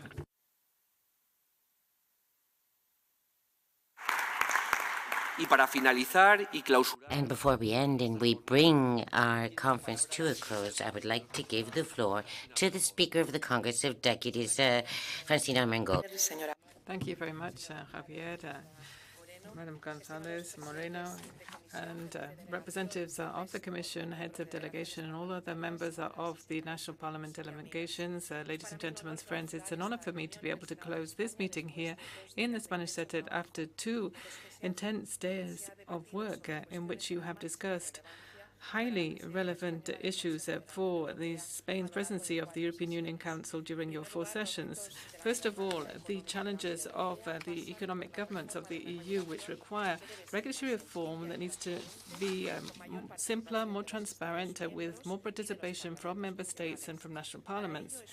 To do that, we need to make a commitment to recovery in economies that have seen higher public debt rates as an impact of the pandemic. Secondly, there is a broad agreement on the fact that the fiscal rules in the European Union need to be made more flexible and need to be adapted to the needs of each economy in each member state, with more leeway for the 27 member states to adjust their own budgetary paths and trajectories, but with a medium-term view that will favor sustained growth in the Union overall. Another fundamental issue, of course, is the integration of the social pillar in economic governance, because this growth must be sustainable, inclusive, egalitarian, innovative, and able to promote that fair transition that takes into account the environment and the well-being of our citizens, as well as making our area of peace in Europe competitive. And lastly, the open strategic autonomy proposal has been one of the key areas in all of the discussions of Spain's presidency. The globalized world has now become more and more diversified at the same time, as we have seen that financial crisis in 2008, a pandemic that has triggered a food and energy crisis. Now we have a simultaneous twofold conflict situation in Ukraine and the Middle East. That is why analysis is all about how we need to have the open strategic autonomy vision. Europe We need to be able to have an autonomous response to crises today. That matters a lot for defense, but it also matters for our economic situation. It's not about protectionism or full independence. It's about economic independence, to have our own sources for basic food products, for energy products, as well as having a smart partnership strategy that will allow us to be more versatile when we work out our trading alliances. The reliance on fossil fuels from Russia has been one that has been talked about a lot. Of course, the European Union is trying to work away from that with decarbonisation and this focus on clean, renewable energies, as well as the diversification of supply sources. There is also this new quest for technological sovereignty. Quite clearly, digitalization is the way forward at the same time as we have to continue to respect fundamental rights and freedoms, which might be affected by this very fast-moving development of artificial intelligence. All of these issues that will be on the agenda of the European Commission's reform structure for 2024 have been widely discussed over the last 2 days. For the Cortes, the Spanish Parliament is the 4th meeting that we have hosted in the parliamentary dimension of the European Union's Spanish presidency, but we still have some major meetings ahead of us. One will be the next plenary meeting, COSAC, which will be held on the 26th and 27th of November, once again here in Madrid. At that meeting, we'll also be able to take stock of those priorities that have been defined by Spain's presidency of the EU, the energy and crisis, the ecological transition, the evolution of the circumstances in Ukraine, and the repercussions of the Middle East crisis, as well as the European Pact on Migration and Asylum, and of course, that open strategic autonomy of the EU, especially how it links up with Latin America. I am fully aware of the tremendous interest that there has been from all of you in these meetings, and I hope we will continue to work further on these issues from our different national parliaments. At the level of speakers of the parliaments, I will be preparing a future conference of speakers that will be held in April 2024 in Palma de Mallorca.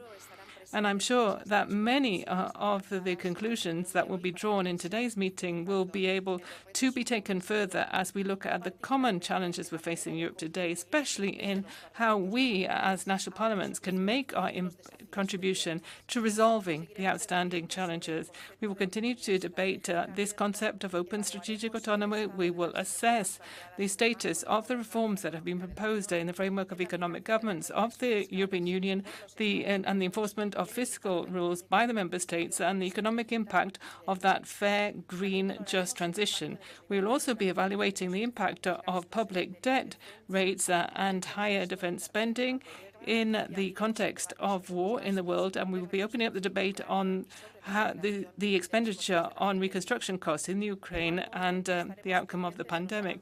We will also be looking at progress to be made in that migration pact. We're very interested in that.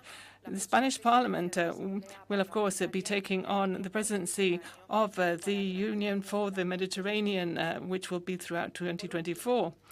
And lastly, we will give pride of place to the gender perspective, which is cross-cutting through all our public policy because of the impact on gender and equality of wars or climate and energy crisis, the impact on vulnerable groups where women and girls always are affected. That is why we will hold a pre-summit of female parliamentarians from national parliaments so we can deal with all of these issues from the perspective of gender equality.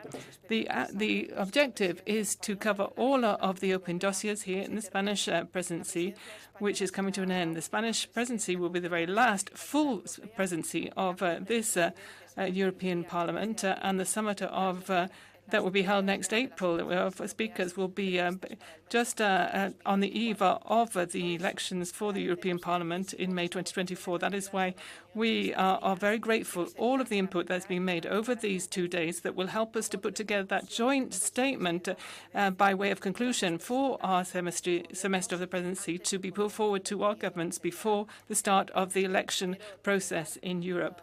And let me conclude by thanking all of you and saying congratulations for your part of this participation, the good work that has been done over this two-day meeting.